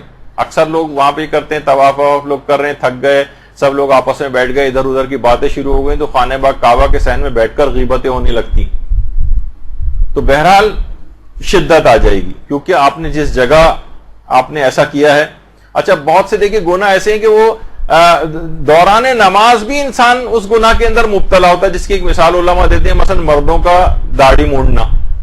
ورنہ عام طور پہ دیکھیے جس وقت انسان نماز پڑھتا ہے اس وقت وہ غیبت نہیں کرتا، جھوٹ نہیں بولتا، کوئی اور حرام کام اس سے نہیں ہوتا. لیکن داڑھی منڈا ہوا ہونا یہ خود ایک ایسا گناہ ہے جو دوران نماز ہو رہا ہوتا ہے. تو بہت ساری چیزیں دیکھیے ایسی، جیسے ہمارے ہاں مستحب ہے مثلا نکاح مستحب، اس نکاح کی تقریب کے اندر کتنے حرام کام ہو رہے ہوتے ہیں، شدت آ جائے گی. تو اسی طریقے سے جو مال حرام ہے، مال حرام یہ ایک ایسے اثرات رکھتا ہے کہ واقعتاً انسان، جو امام کہتے تھے نا کہ تم پر میری بات کا اثر اس وجہ سے نہیں ہو رہا ہے کیونکہ تمہارے پیٹ حرام سے بھرے ہوئے، اس کے بعد وہ حجت خدا کے قتل کرنے پر تیار ہو جاتا ہے اور واقعہ کربلا جیسا خونچ کا واقعہ نمودار ہو جاتا ہے.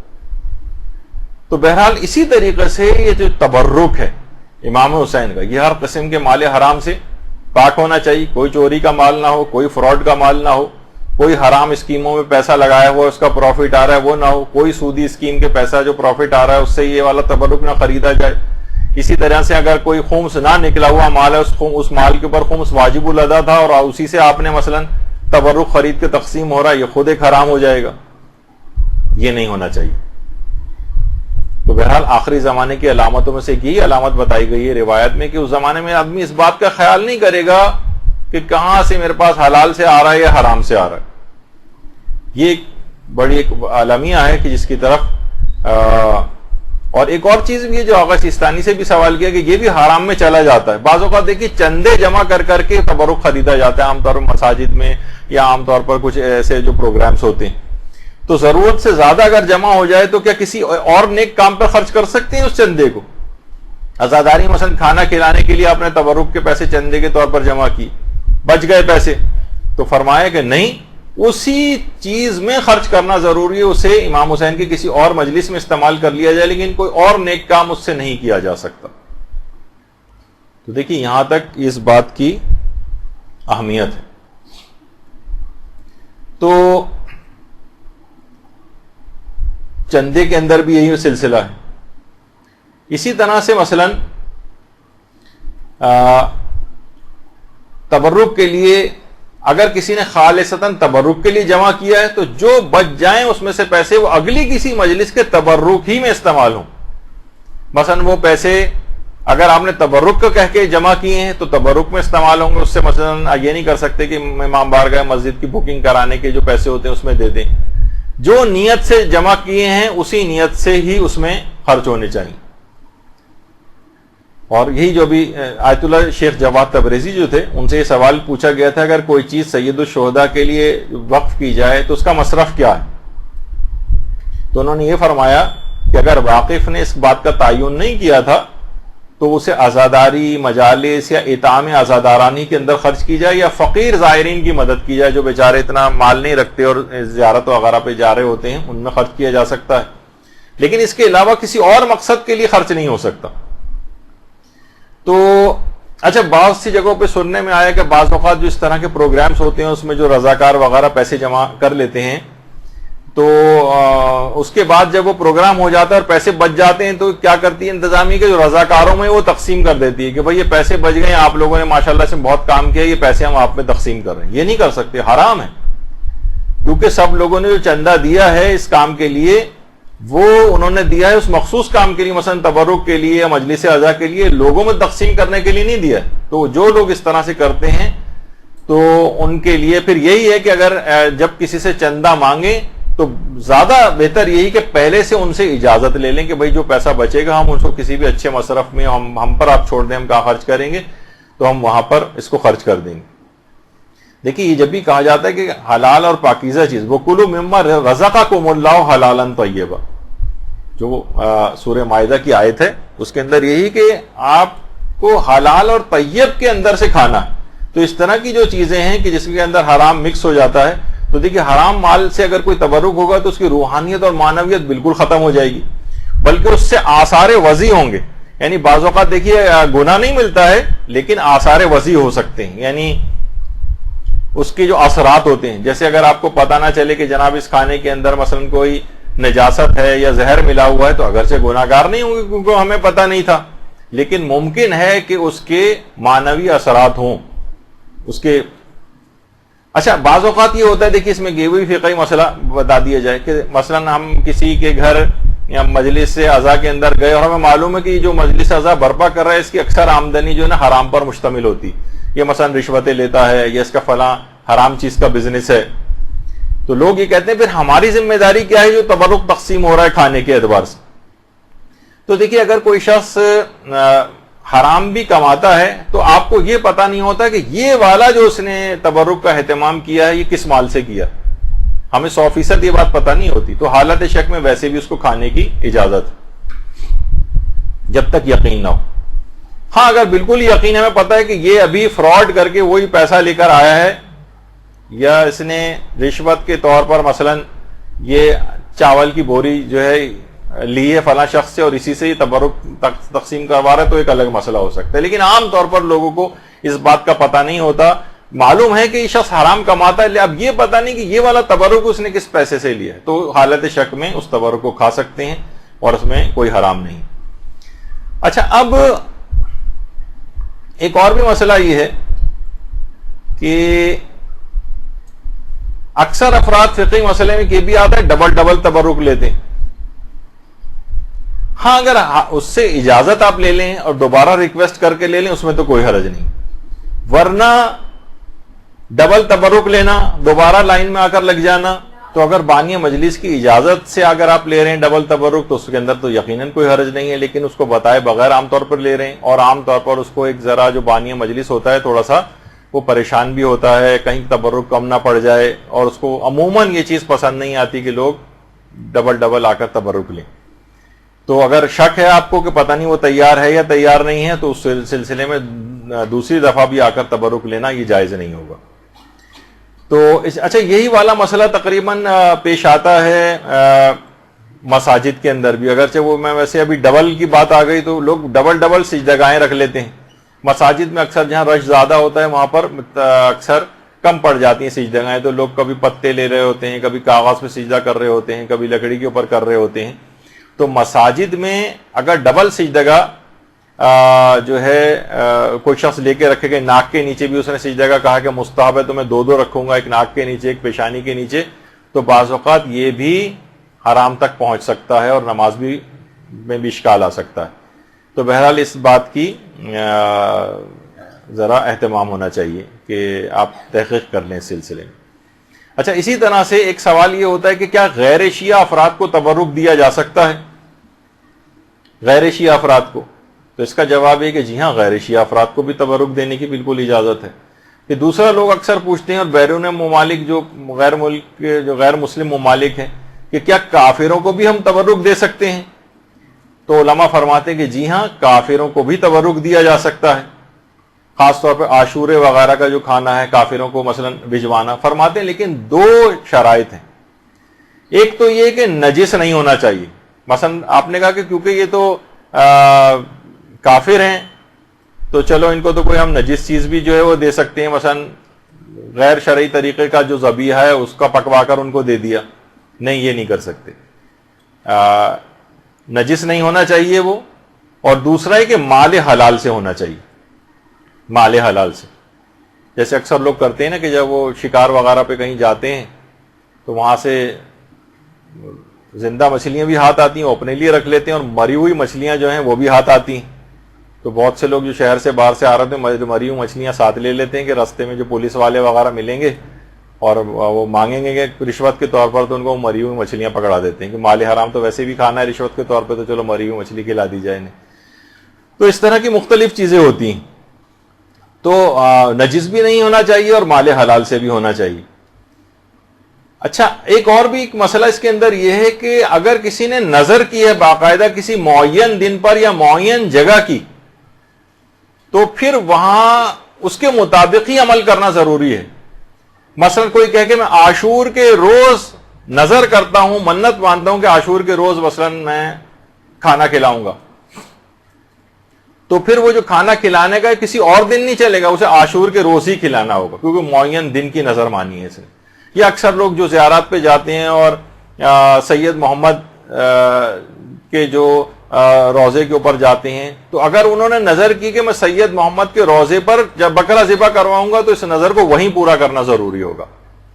چاہے آپ وہاں سے آ جائیں، جب آپ کا کام ہو جائے تو وہ پیسے وہاں بھجوا دیں جو وہاں پر ہی جانور ذبح ہو. لیکن اگر آپ نے عموم رکھا ہے، اس کے اندر کہا کہ جانور کہیں پہ بھی میں ذبح کروا دوں گی، لیکن یہ کہ میں ان کے نام پر، تو اپنے وطن میں بھی کر سکتے ہیں اور کسی بھی جگہ کر سکتے ہیں. تو اگر نظر ہے تو اگر کوئی معین کی ہے آپ نے جگہ یا دن، تو اس کے مطابق عمل کرنا ضروری ہوتا ہے پھر کہ تبرک پھر اسی طور پر ہی ہو جو آپ نے نظر مانی ہے اس کے مطابق ہونا چاہیے. اچھا، اب اس کے بعد ایک مسئلہ اس کے اندر یہ آتا ہے.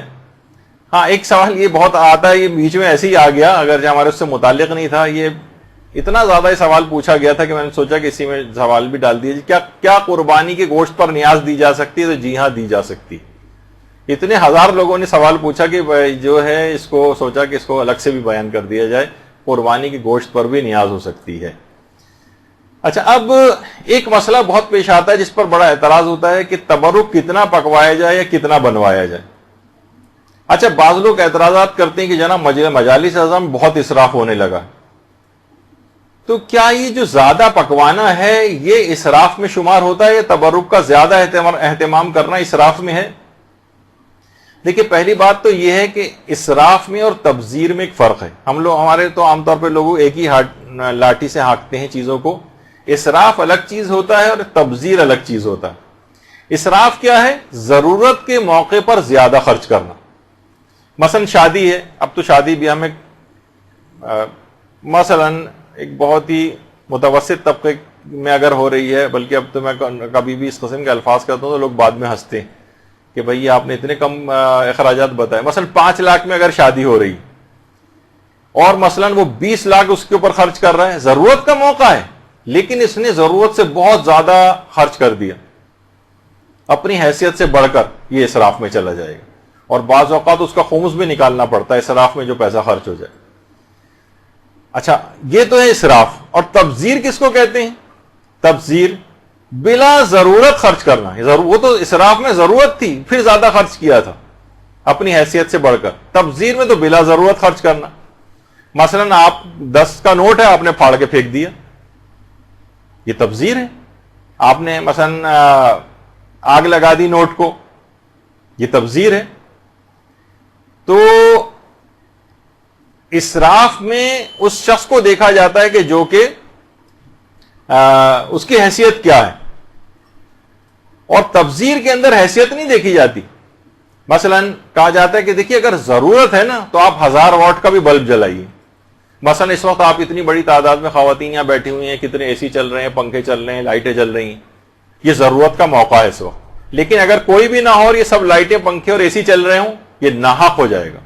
یعنی اس کے اندر حق اور ناحق موقع جو ہے وہ دیکھا جاتا ہے.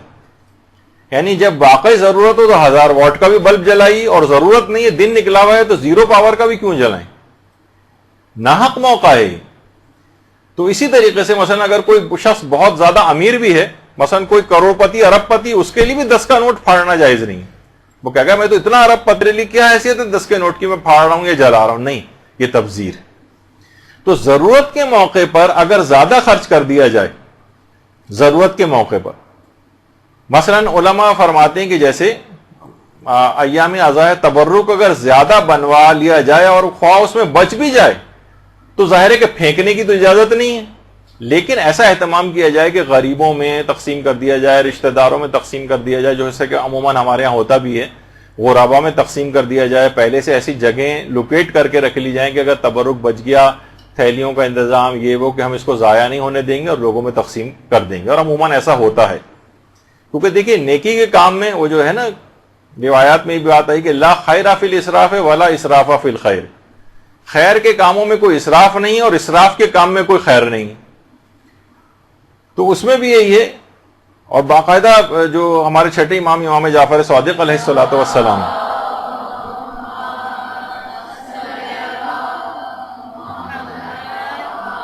ان کی ایک روایت علامہ رضی الدین طبرسی نے اپنی کتاب مکارم الاخلاق کے اندر لکھی کہ اگر کوئی شخص کسی مومن کو کھانا کھلانے پر 1000 درہم بھی خرچ کر دے تو یہ اسراف نہیں. دیکھیے ایک چیز لوگ عام طور پر یہ کلچر کے اعتبار سے بھی بہت فرق ہو جاتا ہے. دیکھیے مہمان کا احترام, وہ جو ایک صاحب تھے انہوں نے کہا کہ جناب ایک مہمان ان کے گھر آئے, انہوں نے دال روٹی رکھ دی. کہا کہ دیکھیے وہی ہے نا کہ جو اپنے لیے پسند کرو وہی مسلمان بھائی کے لیے پسند کرو. تو ہمارے گھر دال روٹی تھی تو آپ کے لیے بھی یہ انتظام ہے. تو انہوں نے یہی کہا کہ جھوٹوں پر تو خدا کی لعنت ہے ہی, لیکن اتنے سچوں پر بھی اللہ کی لعنت ہو.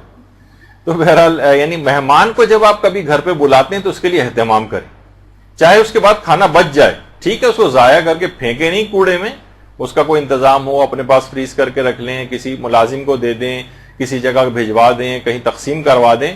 لیکن مہمان کے لیے اچھا سے کھانے کا انتظام کرنا, زیادہ مقدار میں کھانے کا انتظام کرنا, اس میں اسراف نہیں.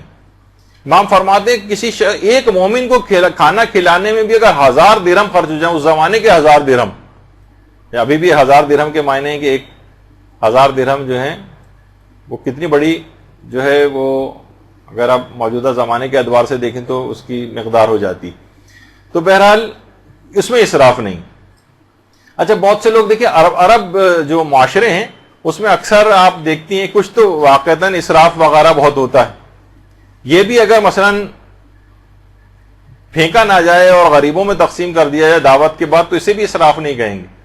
اور باقاعدہ وہاں ہمارے جو نجف سے ہمارے جو پاکستانی طالب علم اور علماء وہاں پر آتے ہیں, تو جب ہم ان سے وہاں کے علماء کے حالات پوچھتے ہیں تو کہتے ہیں آپ علماء کے گھر اگر دعوت پہ جائیں تو خود چاہے وہ بہت کم کھاتے ہیں, لیکن مہمان کا اکرام اتنا زیادہ ہے کہ اگر بہت بڑا سا بھی دسترخوان ہے تو اس کے اندر اس دسترخوان پہ 1 انچ بھی جگہ نہیں ہوتی جہاں جو انہوں پر نہ کر دیں کھانے کی کسی چیز سے.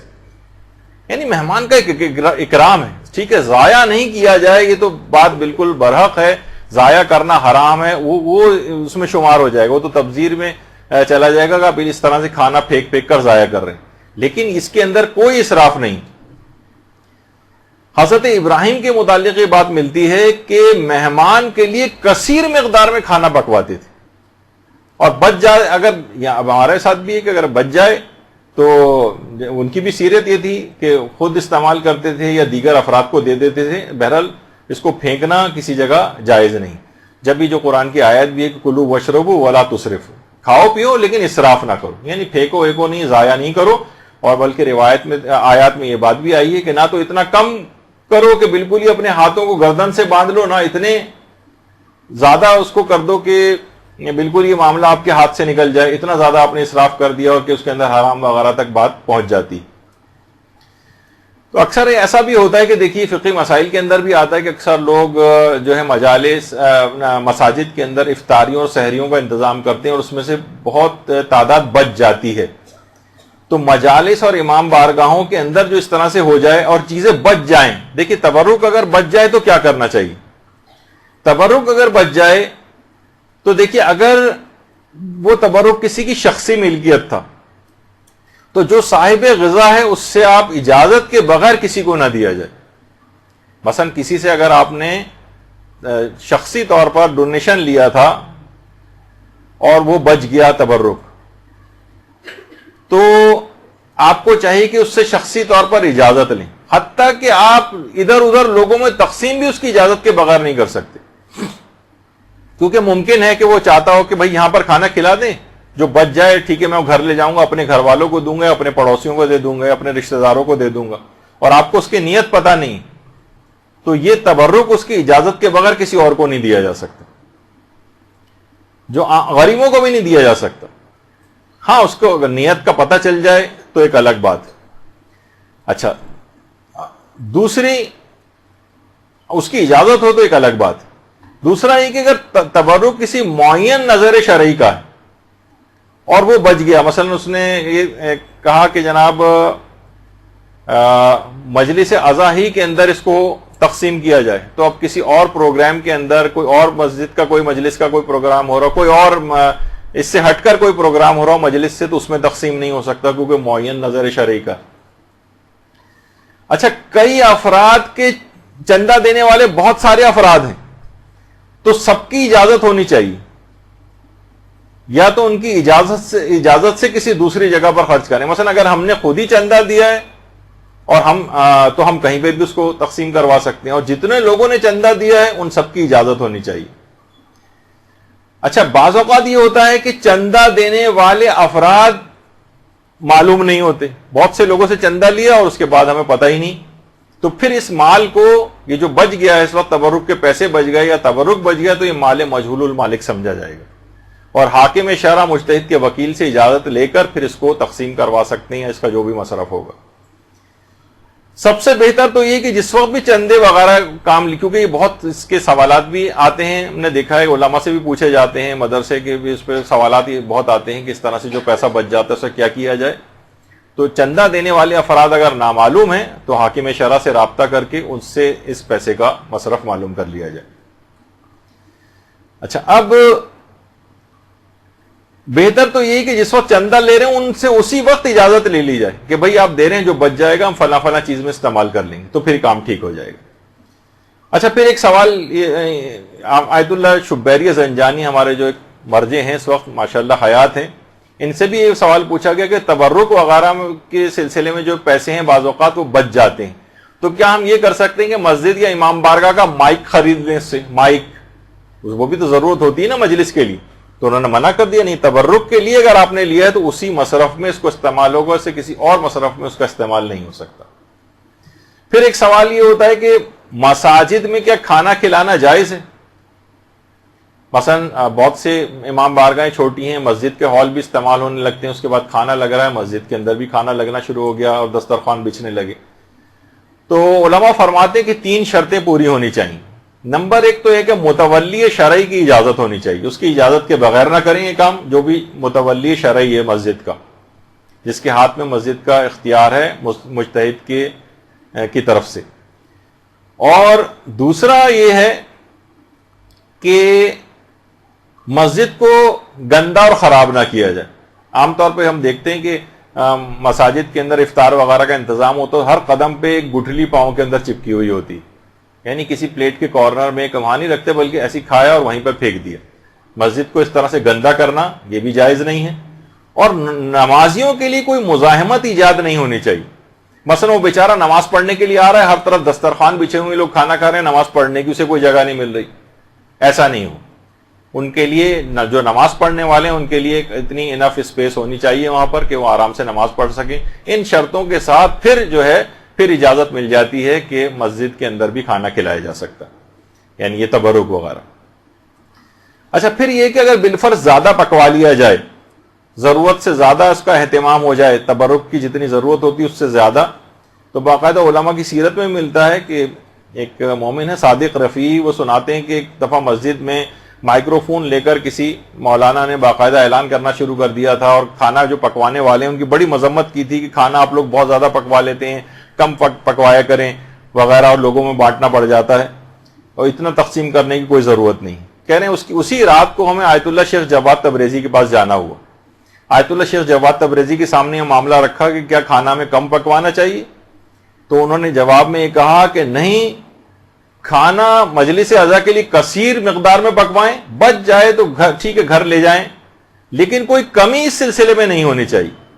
دیکھیے, دینے والے مجلس عزا کے تبرک کے لیے دل کھول کر دیتے ہیں, پکانے والے دل کھول کر پکاتے ہیں, کھانے والے بھی اپنے طور پر کھاتے ہیں, لیکن معترضین کے پیٹ میں بلا وجہ کا ایک مروڑ اٹھ رہا ہوتا ہے. ان کو نہ ایک پیسہ دینا ہے, بلکہ کھانا کھانے والے میں تو وہ شمار ہوتے ہیں, پیسہ دینے والوں میں نہیں ہوتے, لیکن اعتراض سب سے زیادہ بڑھ کر وہی لوگ کر رہے ہوتے ہیں.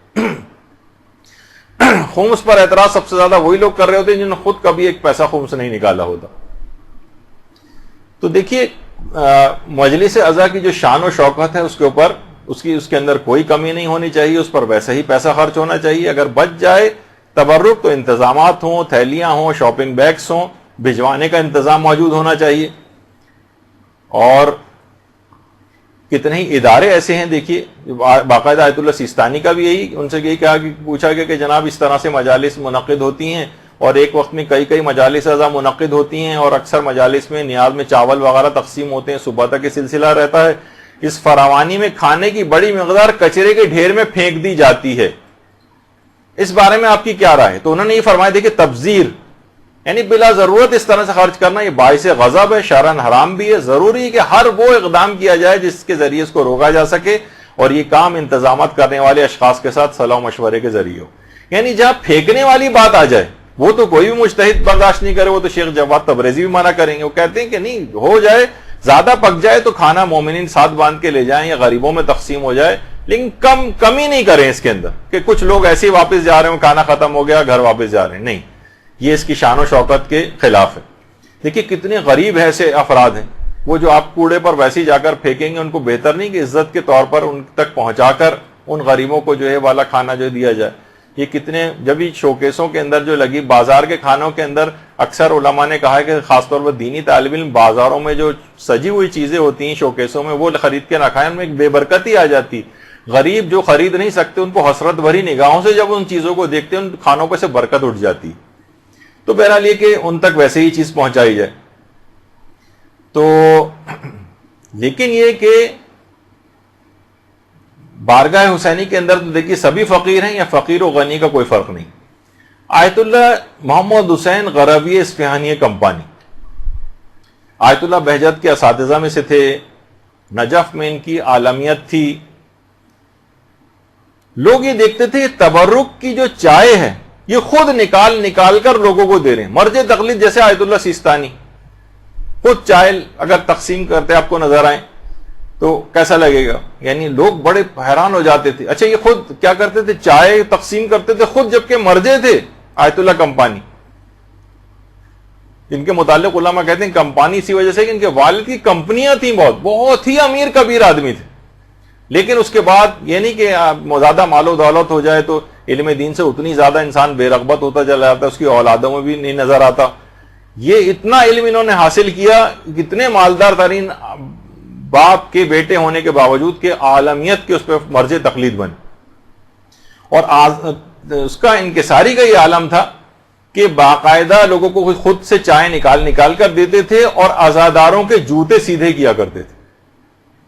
لوگ کہتے تھے ارے آقا یہ کیا کر رہے ہیں؟ یعنی اتنے عظیم عالم, سوچیں کہ آیت اللہ میلانی جیسے مرجع تقلید, وہ بھی ان کا شاگرد تھا, کہ آقا یہ کام ہمیں کرنے دیں. وہ کہتے تھے ارے تم یہ کیا بات کرو کہ میں کام تمہیں کرنے دوں اور خود نہ کروں، یہ مجلس شہزادی فاطمہ الزہرا سلام اللہ علیہ ہے. اللہم صلی علی محمد وعلی محمد.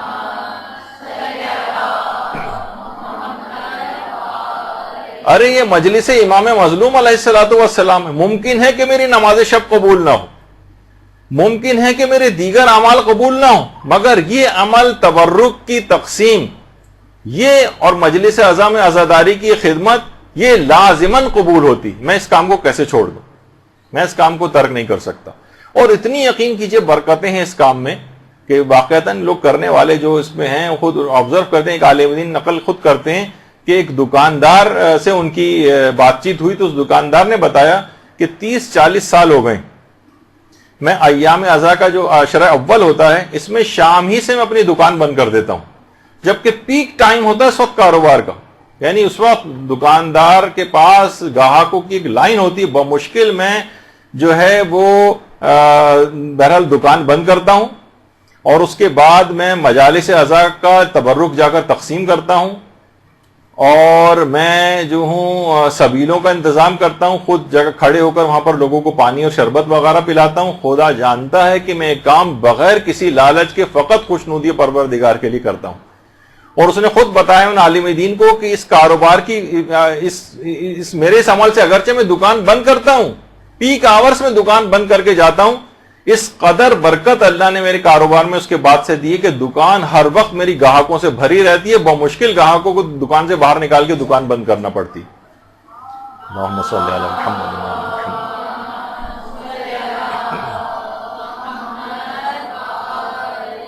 تو بہرحال مکمل اخلاص کے ساتھ یہ ہونا چاہیے. اور اس کے بعد اگلی شرط یہ ہے کہ تبرک کے اندر وجاہت ہونی چاہیے. یہ کیا چیز ہے؟ یعنی اس کے اندر کوالٹی ہو، کمن اور کیفن دونوں، یعنی کوانٹٹی کے اعتبار سے بھی کوالٹی کے بھی اعتبار سے.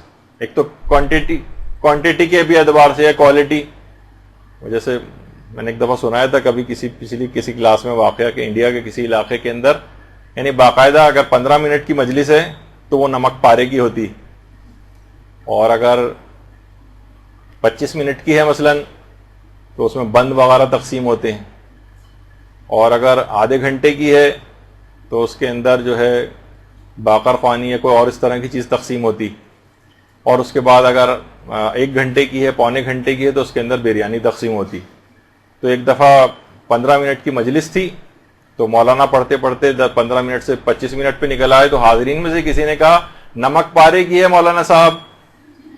تو لوگ جو ہیں اس قسم کی چیزیں جو ہیں وہ انہوں نے منسوخ کر دی ہیں. اس سے کیا ہے یعنی کمن اور کیفن کیفیت کے اعتبار سے بھی اس کے اندر ایک وجاہت ہونی چاہیے اور کوانٹٹی کے اعتبار سے بھی اس کے اندر وجاہت ہونی چاہیے، کیونکہ امام حسین وجی ہیں. علماء فرماتے ہیں کہ دیکھیے امام وجی ہیں اور ان کے اندر یا وجیحن عند اللہ اشفع لنا عند اللہ جو آپ پڑھتی ہیں وہ یہی تو کہتی ہے دعائے توسل کے اندر کہ آپ کا مقام، آپ اتنے وجی ہیں، مقام آپ کا پروردگار کی بارگاہ میں بہت بلند ہے. تو ان کے تبرک میں بھی وہی چیز ہونی چاہیے، یعنی اس تبرک کو پریزنٹیبل ہونا چاہیے. اب دیکھیے آپ کے سامنے عام سبیلیں بھی ہوتی ہیں اور ایک یہ سبیل آپ کے سامنے کتنے عالیشان طریقے سے سبیل کو سجایا گیا ہے، کس طرح سے پھول اس کے اندر جو ہے وہ رکھے گئے ہیں، یعنی پورے ایک عزت احترام کے ایک امام حسین کے نام پر کوئی چیز ہو رہی ہے. تو ہمارے یہاں عام طور پر دیکھیے بڑا عجیب و غریب مجھے بہت سی چیزیں کہنی پڑتی ہیں کہ مجالس میں عام طور پر بہت سی جگہوں پہ خیر اب بہتری آئی ہے، لیکن صرف امام حسینی کی بات نہیں، مسجدوں کے اندر آپ جائیں کولر لگے ہیں ان کے ساتھ اسٹیل کا ایک گندا سا گلاس زنجیر کے ساتھ بندھا ہوا، اس میں زنگ لگا ہوا، اسی کے اندر آپ جو ہے پانی پئیں. عام طور پر جو چائے کے کپس وغیرہ ہوتے ہیں دیکھا ہے میں نے مختلف جگہوں پہ چائے تقسیم ہوتی، کپوں کے سب کنارے ٹوٹے ہوئے ہیں. اسٹیل کی جو پلیٹیں عام طور پر ہوتی ہیں ان کو دھویا بھی صحیح سے نہیں جاتا ہے، چکنی پلیٹیں چکنے چمچے وغیرہ دیے جا رہے ہوتے ہیں. امام حسین وجی ہیں، ان کے لیے تمام تبرکات کا جو انتظام ہونا چاہیے وجی انداز میں ہونا چاہیے. کوشش آپ یہ کریں، کھانے دیکھیے پک رہے ہیں، یہ آپ کے سامنے جو تصویر ہے، آپ تو بس آرڈر کر کے آ گئے، وہ کتنے گندے طریقوں سے کھانے وہ لوگ پکا رہے ہوتے ہیں. پائپ کے ذریعے اس کے اندر پانی ڈال رہا ہے کوئی بھی گندا سا غلط طریقے سے، اس کے بعد پک کے آ جاتا ہے، آپ بھی سوچتے ہیں بس کون اس میں زیادہ تحقیق کرے. تو ایسا نہیں ہونا چاہیے. دیکھیے کوشش کریں کہ ڈسپوزیبل کپس استعمال کر لیں. اب لوگوں کی طرف فطرتیں ذرا نفیس ہو گئی ہیں، بہتری کی طرف وہ جاتے ہیں، کراہیت کرتے ہیں. کیوں گندے کپوں کے اندر ایک کے دوسرے کو تیسرے، بہت سی بیماریاں بھی بعض اوقات لگ جاتی ہیں اس انداز سے، گندے کھانوں کی وجہ سے یا گندے برتنوں کی وجہ سے. تو آپ دیکھیں کہ بہت سی جگہوں پر جہاں اس کا اچھا اہتمام ہوتا ہے تو باقاعدہ جو پلاسٹک کے گلوز پہن کر چیزوں کو جو ہے وہ سرو کیا جاتا ہے. اور یہ آپ دیکھ رہے ہیں کہ خود ائمہ کے حرموں میں یا جو اچھی جگہ ہیں بعض اوقات وہاں پر سب نے پلاسٹک کے گلوز وغیرہ پہنے ہوئے ہیں، حتیٰ کہ جو ہیں وہ میڈیکل ماسک وغیرہ لگائے ہوئے ہیں تاکہ اس کے اندر کسی بھی طرح کے کوئی جراثیم یا وہ اس طرح سے نہ جائیں. تو اچھے طریقوں سے، پریزنٹیبل طریقے سے بھی سب چیزیں ہو سکتی ہیں. اچھا، کھانوں میں اگر آپ دیکھیں تو مضر صحت چیزیں، انتہائی چکنے قورمے، اور وہ جس کے اندر گھی اور تیل اتنا زیادہ ہوتا ہے کہ ہر شخص، اتفاق سے بھی پچھلے دنوں ہی اتنے زیادہ میرے پاس اس قسم کے فون آئے کہ ظاہر ہے کہ میڈیکل سے بھی ہمارا جو واسطہ ہے، تو لوگ عام طور پر جو رشتہ دار وغیرہ جو فون کرتے ہیں، اتنی بڑی تعداد میں لوگوں کے پیٹ خراب ہوئے، کسی کو موشن لگے ہوئے ہیں، کسی کے پیٹ میں درد ہو رہا ہے. کیا ہے کہ انہی کھانوں کی وجہ سے کسی کو بے تحاشا ایسیڈیٹی ہو رہی. آپ امام کے نام پر لوگوں کو چیزیں کھلا رہے ہیں، ان کو مضر صحت چیزیں کھلا رہے ہیں، ان کے کولیسٹرول لیول بڑھ رہے ہیں، وہ بیمار ہو رہے ہیں، دل کے مریض بن رہے ہیں، ان کے تیزابیت ہو رہی ہے، ان کی کوالٹی آف لائف خراب ہو رہی ہے. کیا کیا جا رہا ہے؟ یعنی امام کے نام پر کھانا اس انداز کا ہونا چاہیے کہ جو کہ مضر صحت نہ ہو، سستے ترین گھی اور تیل نہ ہو. خیر، اب اس پہ بھی آگے چل کر بات آئے گی کہ آلٹرنیٹ کیا بہتر چیز ہونی چاہیے. پھر یہ کوشش یہ کریں کہ پریزنٹیبل طریقے سے عزت کے ساتھ لوگوں کو دیں.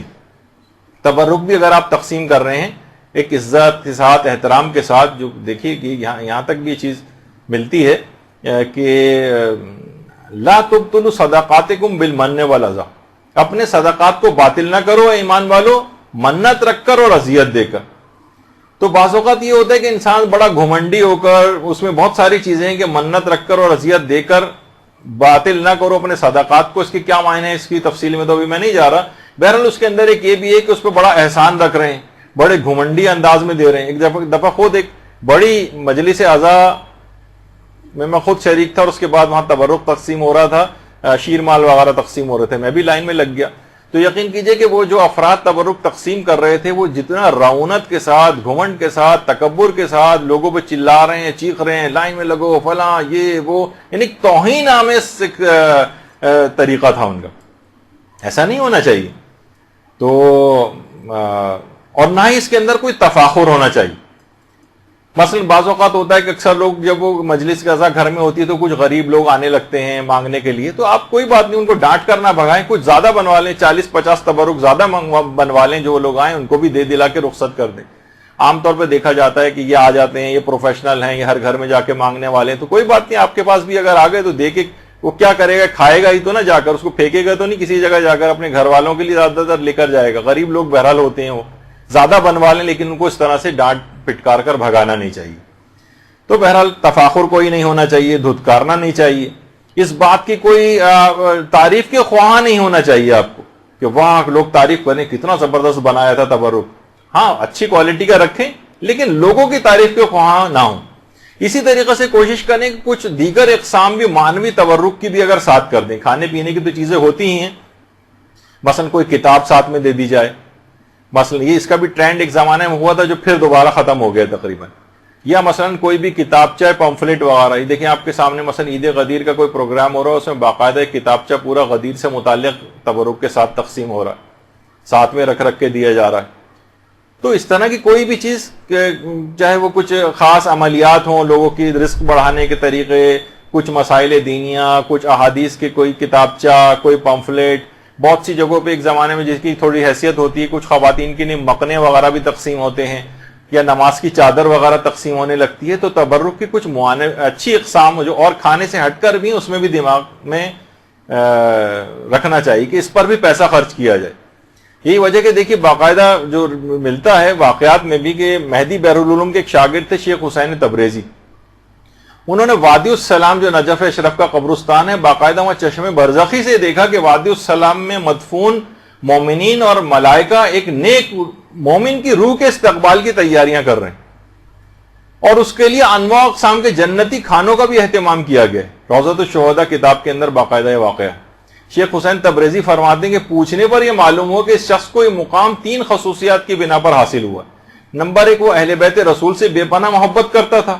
نمبر 2، ہمیشہ رزق حلال کھاتا تھا۔ اور نمبر 3، سال بھر کے اخراجات کے بعد جو کچھ بچ جاتا تھا وہ سب عزاداری امام حسین کی راہ میں خرچ کر دیتا تھا۔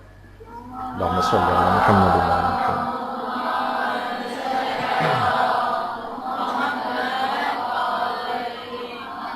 تو بہت خصوصیات ہیں اس کی کہ اس کے اوپر پیسہ خرچ کیا جائے۔ یہ وجہ ہے کہ احمد خمینی جو امام خمینی کے بیٹے ہیں کہتے ہیں کہ امام خمینی کے انتقال کے بعد میں نے ان کو ایک دفعہ خواب میں دیکھا تھا اور ان سے پوچھا تھا کہ بابا اس جہان کے اندر کون سی چیز زیادہ فائدہ پہنچانے والی؟ تو امام خمینی نے اپنے بیٹے سے کہا تھا کہ محمد و آل محمد کی ولایت اور ان کی محبت، اس کے اوپر سرمایہ کاری سب سے زیادہ کرو، اس پر پیسہ خرچ کرو، اور خود بھی اور اپنی اولاد کو بھی اہل بیت کے دامن سے وابستہ کرو، ان کے گھر کی نوکری کرو اور ان کی پناہ میں آ جاؤ۔ یہ چیز سب سے زیادہ فائدہ پہنچانے والی۔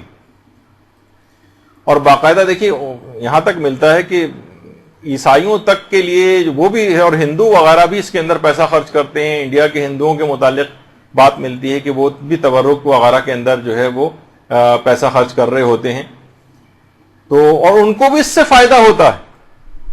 باقاعدہ بہار میں بھی یہ روایت ہے، سفینۃ البہار میں بھی ہے کہ حدیث میں امام نے بات فرمائی ہے کہ لوگ یہ گمان کرتے ہیں کہ ہماری محبت سے غیر مسلموں کو کیا فائدہ پہنچے گا۔ امام نے فرمایا خدا کی قسم وہ غلط گمان کرتے ہیں، ہماری محبت ان کے لیے بھی فائدہ پہنچانے والی۔ اچھا، اب وہ فائدہ کیسے پہنچاتی؟ علماء کہتے ہیں یا تو ان کے عذاب میں کمی ہو جائے گی، یا مثلا ان کی عاقبت بخیر ہو جائے گی۔ ہو سکتا ہے کہ مرنے سے پہلے ان کو دولت ایمان کی توفیق مل جائے اور وہ اسلام قبول کر لیں، یا ان کی عمر طولانی ہو جائے گی، یا ان کے رزق میں وسعت ہو جائے گی، کوئی نہ کوئی فائدہ ضرور ملے گا۔ تو جب ایک کافر کو ان تمام چیزوں کا فائدہ ہے تو ایک مومن جو ان کا ماننے والا ہے، ان کا محب ہے، ان کے مطابق عمل کرتا ہے، ان کے فرامین پر عمل کرتا ہے، وہ جب یہ کام کرے گا تو کتنے فائدے اس کو حاصل ہوں گے آپ خود سوچ سکتی۔ دیکھیے ایک چیز اور بھی ہے، کافروں کو بھی اس سے فائدہ ہو جاتا ہے۔ ایک روایت ہے نا جس پہ اکثر علماء کے تحفظات بھی ہیں، کچھ نے اعتراضات بھی کیے ہیں۔ مثلا ایک روایت ہے کہ امام حسین علیہ السلام نے شہادت کے وقت سے پہلے شمر سے پانی کی درخواست کی تھی، یعنی پانی مانگا تھا، جس طریقے سے حضرت علی اصغر کو لے کر گئے تھے اور وہاں پر انہوں نے پانی مانگا تھا۔ کچھ کہتے ہیں کہ نہیں، امام کی توہین ہے، امام کیسے ان سے پانی مانگ سکتے ہیں؟ اس کے الگ علماء نے جواب دی کہ اس وقت ہاں البتہ وہ بات غلط ہے کہ امام نے کہا کہ تم مجھے پانی پلا دو تو میں بیعت کر لیتا ہوں، یہ والی بات نہیں، یعنی امام نے صرف اس سے پانی کا تقاضا کیا۔ امام خمینی کے جو استاد تھے آیت اللہ شاہ آبادی، وہ فرماتے تھے امام کا یہ کام شفاعت کے غرض سے تھا، علی اصغر یا تو خود پانی مانگنا یا علی اصغر کے لیے پانی مانگنا، ورنہ امام نے اتنی جب پیاس برداشت کر لی تھی، اب تو معلوم تھا کہ اب تو شہادت ہونے والی ہے، اب تو ان کے نانا حوض کوثر سے انہیں سیراب کر ہی دیں گے، پھر پانی کیوں مانگا؟ کہا یہ امام کی جو وسیع مغفرت تھی، کیونکہ امام خدا کی رحمانیت، رحیمیت اور غفاریت کی جو تجلی ہے وہ امام کے اندر ظاہر ہو رہی تھی۔ یعنی اگر وہ شخص شمر اس وقت پانی دے دیتا تو امام کی اسے شفاعت مل جاتی اور امام کے قتل سے باز آ جاتا، علی اصغر کے قتل سے وہ لوگ باز آ جاتے اگر وہ اس کو پانی پلا دیتے۔ یعنی دسترخوان شفاعت بچھا ہوا تھا۔ امام نے ظاہر ہے وہ کوئی بھی شخص نہیں چاہتا، امام ہرگز نہیں چاہتے تھے کوئی بھی شخص جہنم کے اندر اس انداز سے چلا جائے، دسترخوان شفاعت بچھانے کی وجہ سے انہوں نے پانی مانگا تھا، نہ کہ صرف ان کو تو پتا تھا تو کچھ ہی دیر کے اندر شہادت ہو جائے گی اور حوض کوثر سے سیراب ہو جائیں گے۔ لیکن اس نے کیا کہا، اس ملعون نے کیا کہا؟ کہا کہ میں یزید کے 1 درہم کے بدلے بھی تمہاری نانا کی شفاعت کو قبول نہیں کروں گا۔ شمر نے، یہاں تک کہ وہ قیامت تک کے لیے اس کا نام وَلَعْنَةُ اللَّهِ شمرن، اور شمر پر اللہ کی لعنت زیارت عاشورہ کے اندر اس کا مصداق ہو گیا۔ بلکہ وہ شخص پہ بھی کے لیے بھی دعائیں کی جاتی ہیں کہ رحم اللہ من لعن شمرن، جو اس شخص پہ بھی اللہ رحم کرے جو شمر کے اوپر لعنت کرتا ہے۔ تو بہرحال اس کا مصداق ہو گیا وہ۔ تو صرف پانی پلانے سے اتنا زیادہ اس کو ہو جاتا کہ اتنے عظیم گناہ سے وہ باز آ جاتا اور عاقبت اس کی بخیر ہو سکتی تھی، دسترخوان شفاعت بچھا ہوا تھا۔ تو اب دیکھیے خود وہ پانی پلانا، مومنین جو ایک دوسرے کو پانی پلا رہے ہوتے ہیں اور سبیرے لگا رہے ہوتے ہیں اور کھانا کھلا رہے ہوتے ہیں، ان کے لیے کتنا زیادہ اس کے اندر فوائد ہوں گے۔ اب دیکھیے مومنین تو اپنی طور پر علماء سے بہت پوچھا گیا کتنے دسترخوان امام حسن ہے، دسترخوان حضرت علی اصغر ہے، اور دسترخوان جو سفرہ ام البنین ہے، اور اس کے علاوہ دسترخوان رقیہ ہے، اور عربوں کے اندر دسترخوان امام زمانہ ہے، امام حسن کا جو سفرہ ہوتا ہے وہ ہے، کتنی زیادہ آپ کو نظر آتے ہیں، اور سب کو علماء نے ریکمینڈ کیا کہ سارے ہونے چاہیے۔ لوگوں کی باتوں میں ہرگز نہ ہے کہ نہیں یہ نہیں اور وہ نہیں، اب تو ہر جگہ دسترخوان ہر وقت کھانے، کوئی مسئلہ نہیں ہے اس کے اندر، بہت ریکمینڈ علماء نے اس میں کیا ہے۔ اور علماء خود بھی اس کے اندر بہت آگے ہوتے ہیں، خود بھی اس کی کھلائی میں، پکائی میں، خود اس کو سرو کرنے میں، آپ کتنی زیادہ ان کی اگر آپ دیکھیں علماء کی کہ خود اس کے اندر بڑھ چڑھ کر حصہ لے رہے ہوتے ہیں، ایک ایسی خدمت ہے کہ عالم ہونے کے باوجود بھی وہ کر رہے ہوتے ہیں۔ یہ آیت اللہ باقر الحکیم شہید ہیں، یہ خود لوگوں کو کھانا کھلایا کرتے تھے، اس طرح سے نکال کے دیتے تھے۔ یہ آیت اللہ تقی مدرسی ہیں، خود مرجع تقلید ہیں، مرجع ہونے کے باوجود لوگوں کو چائے پلا رہے ہیں اور لوگوں میں جو ہے کھانا کھلا رہے ہیں، لوگوں میں کھانا تقسیم کر رہے ہیں، کیونکہ اس کی بہت اہمیت ہے، دنیاوی و اخروی بے پناہ فائدے۔ لوگ کہتے ہیں کہ بھائی اس کے اندر بہت افراط بہت ہو گئی ہے، بہت زیادہ لوگ کرنے لگے ہیں۔ آیت اللہ وحید خراسانی بڑا زبردست جملہ کہتے ہیں، فرماتے ہیں عزاداری امام حسین میں تفریط ہی تفریط ہے، افراط نہیں، ہر چیز کمی کی طرف ہے۔ غم بھی جتنا بھی آپ کر رہے ہیں سب کم ہے، جتنا بھی آہو بکا کر رہے ہیں سب کم ہے، جتنا پیسہ خرچ کر رہے ہیں سب کم ہے، مکمل تفریط ہے، افراط اس کے اندر ہے ہی نہیں، کمی کی طرف ہر چیز ہے۔ تو یہ جو کہنا کہ بہت ہو گیا بہت نہیں ہے، کہ ہر چیز کم ہے، جتنا بھی خرچ کریں اس کے اندر کوئی اس کے اندر ممانعت نہیں ہے، بلکہ زیادہ فائدے، دنیاوی کتنے فائدے ہیں۔ اب میرے پاس اتنا وقت نہیں ہے کہ ان فائدوں کو بھی جلدی بس میں کر رہا ہوں کہ انسان، علماء نے کہا کہ اس کی شخصیت کی معرفت ہوتی ہے، جو کھانا کھلاتا ہے وہ ایک آئسولیشن سے نکل جاتا ہے، اس کے علاوہ معاشرے میں اس کے عزت و وقار میں اضافہ ہوتا ہے، گھر میں اس کے خیر و برکتیں آنے لگتی ہیں، گھر سے آفات و بلائیں اس کی دور ہونے لگتی ہیں، اس کو تعظیم شاعر کا ثواب ملتا ہے جو بھی کھانا کھلا رہا ہوتا ہے، اس کی روحانی اور نفسیاتی جو اس کو خوشیاں ملتی ہیں کھانا کھلا کر وہ ملتی ہے، اس کے اندر اخلاق کریمانہ پیدا ہونے لگتے ہیں، سخاوت وغیرہ اس کے اندر پیدا ہونے لگتی ہے، اور اس طرح سے اس کی اولاد کی بھی تربیت ہوتی ہے، اور باقاعدہ نسلوں میں اس کی ثقافت اسلامی منتقل ہوتی ہے۔ بچوں کے اندر کتنا زیادہ بچے اس کے اندر اہتمام کرتے نظر آتے ہیں، تو یہ بہت اہم چیز ہے۔ اس کے علاوہ مومنین کے آپس میں تعلقات بہت زیادہ مضبوط ہوتے ہیں۔ دیکھیے کتنے ہی رشتہ دار ایسے ہیں جو جن کی سالوں ملاقات نہیں ہوتی، رنجشیں ہوتی ہیں، مجلسوں میں بلاتے ہیں، کھانے پر بلاتے ہیں، ان کی رنجشیں دور ہو جاتی ہیں، معاشی حالات جو ہے انسان کے بہت جو ہے وہ اس کے اندر بہتری آتی ہے۔ اگر اس کو بھی انٹروڈیوس کیا جائے کہ عورتیں بہت سارے کام جو گھروں میں کر سکتی ہیں، عام طور پر لوگ کہتے ہیں بزنس کیسے شروع کریں، ہم دکان لیں گے، ٹیکس دینے پڑیں گے، یہ کہاں سے ہوگا، گھروں پہ عورتیں کام شروع کریں، مجالس رضا کے تبرک بنائیں، گھر سے سپلائی کریں۔ کتنے لوگ جنہوں نے کام شروع کیا ہے، اب کیا ہے کہ زیادہ تر غیر مومنین افراد کی آپ خدمات لیتے ہیں، پیسہ بھی ان کے پاس جاتا ہے، اکثر اس میں سے دشمنان اہل بیت بھی ہیں، اپنے مومنین کی معاشی حالت بہتر ہوگی۔ روایات میں بھی ہے کہ اونٹ کے کوہان میں چھری اتنے جلدی اثر نہیں کرتی جتنا رزق ان لوگوں کے لیے آتا ہے جو دوسروں کو کھانا کھلاتے ہیں، رزق میں اس کے بہت برکت ہوتی ہے۔ اور بہرحال نیکیوں میں مسابقت ہوتی ہے، فاستبقوا الخیرات قرآن کا جو حکم ہے کہ نیکیوں میں ایک دوسرے سبقت لو، اسی بہانے غیر شیعہ افراد بہانے سے قریب آنے لگتے ہیں، اور مال سے جہاد کا بھی ثواب ملتا ہے، اور اخروی لحاظ سے دیکھیں تو حجوں کا ثواب ملتا ہے آپ کو۔ پیغمبر اسلام نے ایک دفعہ ارشاد فرمائی یہ بات کہ حج مبرور کی جو جزا ہے وہ سوائے جنت کے کچھ نہیں۔ لوگوں نے کہا کہ یا رسول اللہ حج مبرور، نیک لوگوں کا حج کون سا ہے؟ امام نے فرمایا اطعام الطعام و افشاء السلام، لوگوں کو کھانا کھلانا اور سلام کو عام کرنا۔ اس سے جو ہے وہ حج مقبول شدہ جو حج ہوتے ہیں نیک افراد کے، ان کا ثواب ملتا ہے۔ اور روایت میں آیا کہ جو بھی شخص مومن کھانا کھلائے گا اللہ اسے طعام جنت سے سرفراز کرے گا، اس کو نار جہنم سے نجات ملے گی اس کو، اور صرف پانی پلانے سے اس قدر نامہ اعمال بھاری ہوتا ہے کہ 70,000 نیکیاں فقط اس شخص کو جو پانی پلا رہا ہے، سبیل لگا رہا ہے، اس کو حاصل ہوگی، اور اولاد اسماعیل میں سے 10 غلام آزاد کرنے کا ثواب اس کو دیا جائے گا۔ کوشش یہ کریں کہ جو بھی اس میں تبرک بنانے والا ہو وہ باوضو ہو کر تبرک بنائے، ان کو ہدایت کر دیں۔ مثلا اگر کسی مومنین سے بنوا رہے ہیں، تلاوت قرآن کر تبرک، نیاز وغیرہ دلوا کر تبرک جو ہے وہ کھلایا جائے لوگوں کو. کوشش کریں کہ مینیو جو ہے وہ کھانے کا حفظان صحت کا خیال رکھیں، اچھی چیز ہو، مضر صحت نہ ہو. مثلا سادہ قسم کا اس طرح کا کھانا ہو جو صحت خراب نہ کرے، چاہے اچھی کوالٹی کا، بہتر کوالٹی کا، اچھی چیز لوگوں کو کھلائیں. پریزنٹیبل بھی ہو، صحت کے خرابی والی چیزیں بھی نہ ہوں.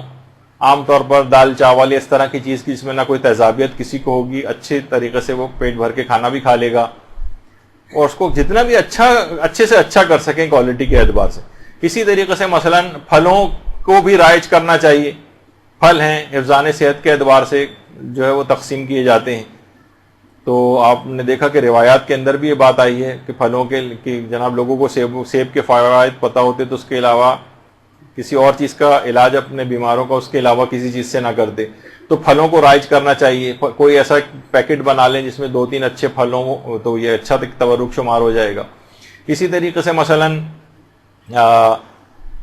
جو ہے وہ اگر کسی کی حیثیت ہو تو کچھ ڈرائی فروٹس کے پیکٹ وغیرہ بہت سی جگہوں پہ تقسیم ہو سکتے ہیں. صحت کے اعتبار سے کتنا اچھا ہے کہ اگر آپ یہ تقسیم کریں، مومنین کے جسموں میں جائیں، ان کو فائدہ پہنچائیں بنسبت ان چکنے اور مضر صحت کھانوں کے. تو کوشش کریں کہ پیٹ بھر کر لوگوں کو کھانا کھلائیں. اور اس کے اندر ایک اور خصوصیت یہ بھی ہے کہ دیکھیے اس میں امیر اور غریب بھی ایسے ہی پارٹیسپیٹ کرتا ہے اس کے اندر، اپنے پیٹ کو کاٹتا ہے. چاہے اس کو صرف اربعین پہ لوگ دیکھتے ہیں انتہائی غریب لوگ ہیں لیکن پھر بھی وہ وہاں جا کر خدمت کر رہے ہوتے ہیں. اور تبرک میں دیکھیے شفا یابی کی بھی ایک صفت ہوتی اور باقاعدہ آیت اللہ سعید الحکیم سے بھی یہ چیز پوچھی گئی ہے. تو مریضوں کے لیے باقاعدہ اسپتال کے مریض ہوتے ہیں ان کے لیے لوگ باقاعدہ تبرک لے جا کر تاکہ وہ شفا یاب ہو جائے. اور یہی چیز جیسے بھی میں ذکر کر رہا تھا کہ آیت اللہ سعید الحکیم سے بھی پوچھی گئی کہ ہم شفا یابی کے لیے تبرک جو مجلس اعضاء کا ہے اس کو لے جا کر مریضوں کو کھلا سکتے ہیں. تو انہوں نے کہا بالکل، ان کی شفا یابی کی نیت سے تبرک لے جانا اور ان کو اگر صحت اجازت دے تو وہ کھا سکتے ہیں اس کو. ایک واقعہ ہے جو حضرت زہیر ابن قین کا، بس اس کو جلد سے جلد مکمل کرتے ہیں بس آخری 2 منٹ میں. یہ اکثر یہ والا واقعہ بہت جگہ پڑھا جا چکا ہے لیکن اب کیونکہ پوری تبرکی کی گفتگو ہو رہی ہے تو یہ واقعہ باقاعدہ سوانح زہیر ابن قین جو آغا مہدی لکھنوی نے جو کتاب لکھی ہے اس کے اندر یہ واقعہ ہے کہ مدرسۃ الواعظین لکھنؤ کے پرنسپل مولانا دل اختر صاحب یہ بات بیان کرتے ہیں کہ زمانے طالب علمی میں جب ایک دفعہ تبرک پہ بات نکلی تو شمس العلماء سید سبط حسن نے اپنے شاگردوں سے یہ بات کہی کہ جو شخص کسی مریض کی صحت یابی کے لیے روزہ رکھے اور افطار کے بعد یہ دعا کر کے بستر پہ آئے کہ اے زہیر ابن قین طبیب لشکر حسینی میرے مریض کے لیے دوا تجویز کر دیجئے، تو خواب میں ایک بزرگ اس بیماری کا نسخہ لکھوا دیں گے. ایک مریض کی بہن نے بھائی کی صحت یابی کے لیے روزہ رکھ کر حسب ہدایت دعا کی تو خواب میں دیکھا کہ لوگ ایک شخص کو گھیرے ہوئے ہیں اور وہ مریضوں کو کچھ نسخے لکھوا رہے ہیں. بہن نے بھائی کے مرض کی دوا چاہی تو جواب ملا کہ تو خود دوا نہیں لیتا ہے. انہوں نے کہا ایسا تو نہیں ہے، دوا تو اس نے بہت کی ہے لیکن شفا یاب نہیں ہوتا. فرمائے وہ مجلس حسین کا تبرک کیوں نہیں لیتا ہے؟ صبح ہوئی تو اللہم صلی علی محمد و علی محمد.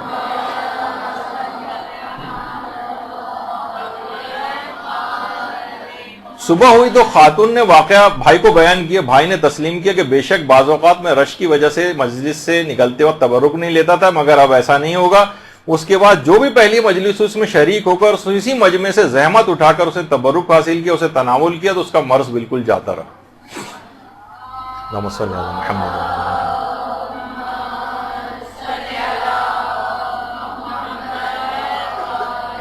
اس کے بعد یہ واقعہ وہاں کے ایک رسالہ چھپتا تھا اس کے اندر بھی چھپا. اس کے بعد بہت سے اس زمانے میں طبیب ہوا کرتے تھے، انہوں نے یہی والا طریقہ اپنے جو بہت سے ایسے مریض جو شفا یاب نہیں ہو رہے تھے ان کے لیے کیا اور اس کے بعد مجلس اعضاء کا تبرک کا اہتمام ان کے لیے کیا تو وہ بھی مسلسل اس لحاظ سے صحت یاب ہوتے گئے.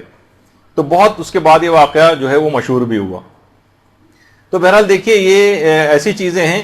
اور اب اس کی اتنی اہمیت ہے کہ باقاعدہ اسرار الشہادات علامہ دربندی کی کتاب ہے، اس میں پہلی جلد کے اندر ایک واقعہ ہے قطیف کی خواتین کی ایک مجلس کا کہ ایک غریب اور مخلص خاتون تھی، ایک مومنہ، اس کے گھر مجلس تھی، لوگوں کی زیادہ تعداد وہاں پر بھی آ گئی. اب وہ بہت پریشان ہوئی کہ میں ان کا انتظام کھانے کا کیسے کروں گی.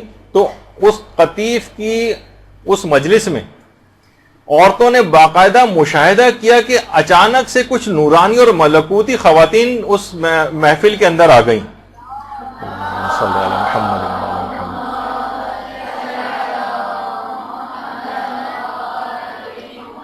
ان خواتین ملکوتی نے لباس سیاہ پہنا ہوا تھا.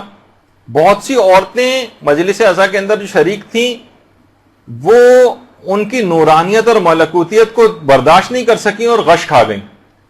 کچھ ان خواتین نے مجلس عزا میں تبرک تقسیم کرنا شروع کیا اور خواتین کو کھانا کھلانا شروع کیا. چند خواتین نے ہمت کر کے ان سے پوچھا، ان نورانی خواتین سے، کہ آپ کون ہیں؟ ہم نے اس سے پہلے کبھی آپ کو دیکھا نہیں. تو ایک نورانی شخصیت نے، ایک خاتون نے اس میں سے کہا کہ میں کلثوم دختر امیر المومنین علیہ السلام.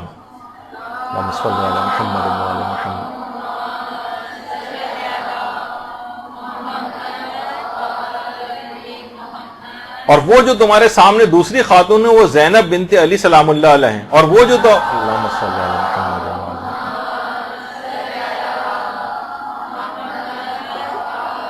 اور وہ جو تیسری خاتون تمہارے سامنے وہ خدیجہ طاہرہ ہیں.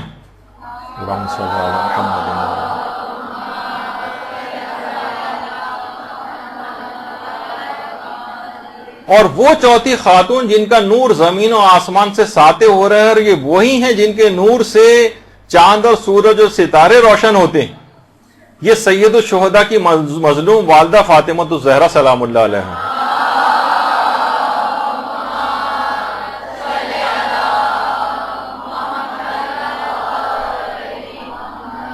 ہم اس مجلس میں اس وجہ سے آئے ہیں تاکہ ہم تمہیں اس سے شرمندگی سے بچائیں اور تبرک ہم خود تقسیم کریں. باقاعدہ اسرار الشہاد اکثیر العبادات فی اسرار الشہادات میں علامہ دربندی نے اس کی پہلی جلد کے اندر اس واقعے کو لکھا. تو اس طرح سے مجالس عزا کے تبرک کی تقسیم کے لیے نورانی شخصیتوں کا آنا بھی مشاہدات کے اندر آیا ہے. قطیف کی خواتین کا یہ واقعہ بہت مشہور ہوا تھا، یہاں تک کہ اس کتاب تک کے اندر ہی آیا، اور بھی اس کے علاوہ بھی بے شمار اس کے واقعات اور مکاشفات. تو بہرحال اس کو بالکل اچھے طریقے سے اس کا اہتمام کرنا چاہیے. اتنا بابرکت ہے یہ کہ باقاعدہ کسی شاعر نے بڑا اچھا اس میں شعر کہا ہے کہ رضوان تیرا خوان جنا تجھ کو مبارک، جنت کی جو نعمتیں کا خوان ہے تجھ کو مبارک، میرے لیے مجلس کا تبرک ہی بہت. تو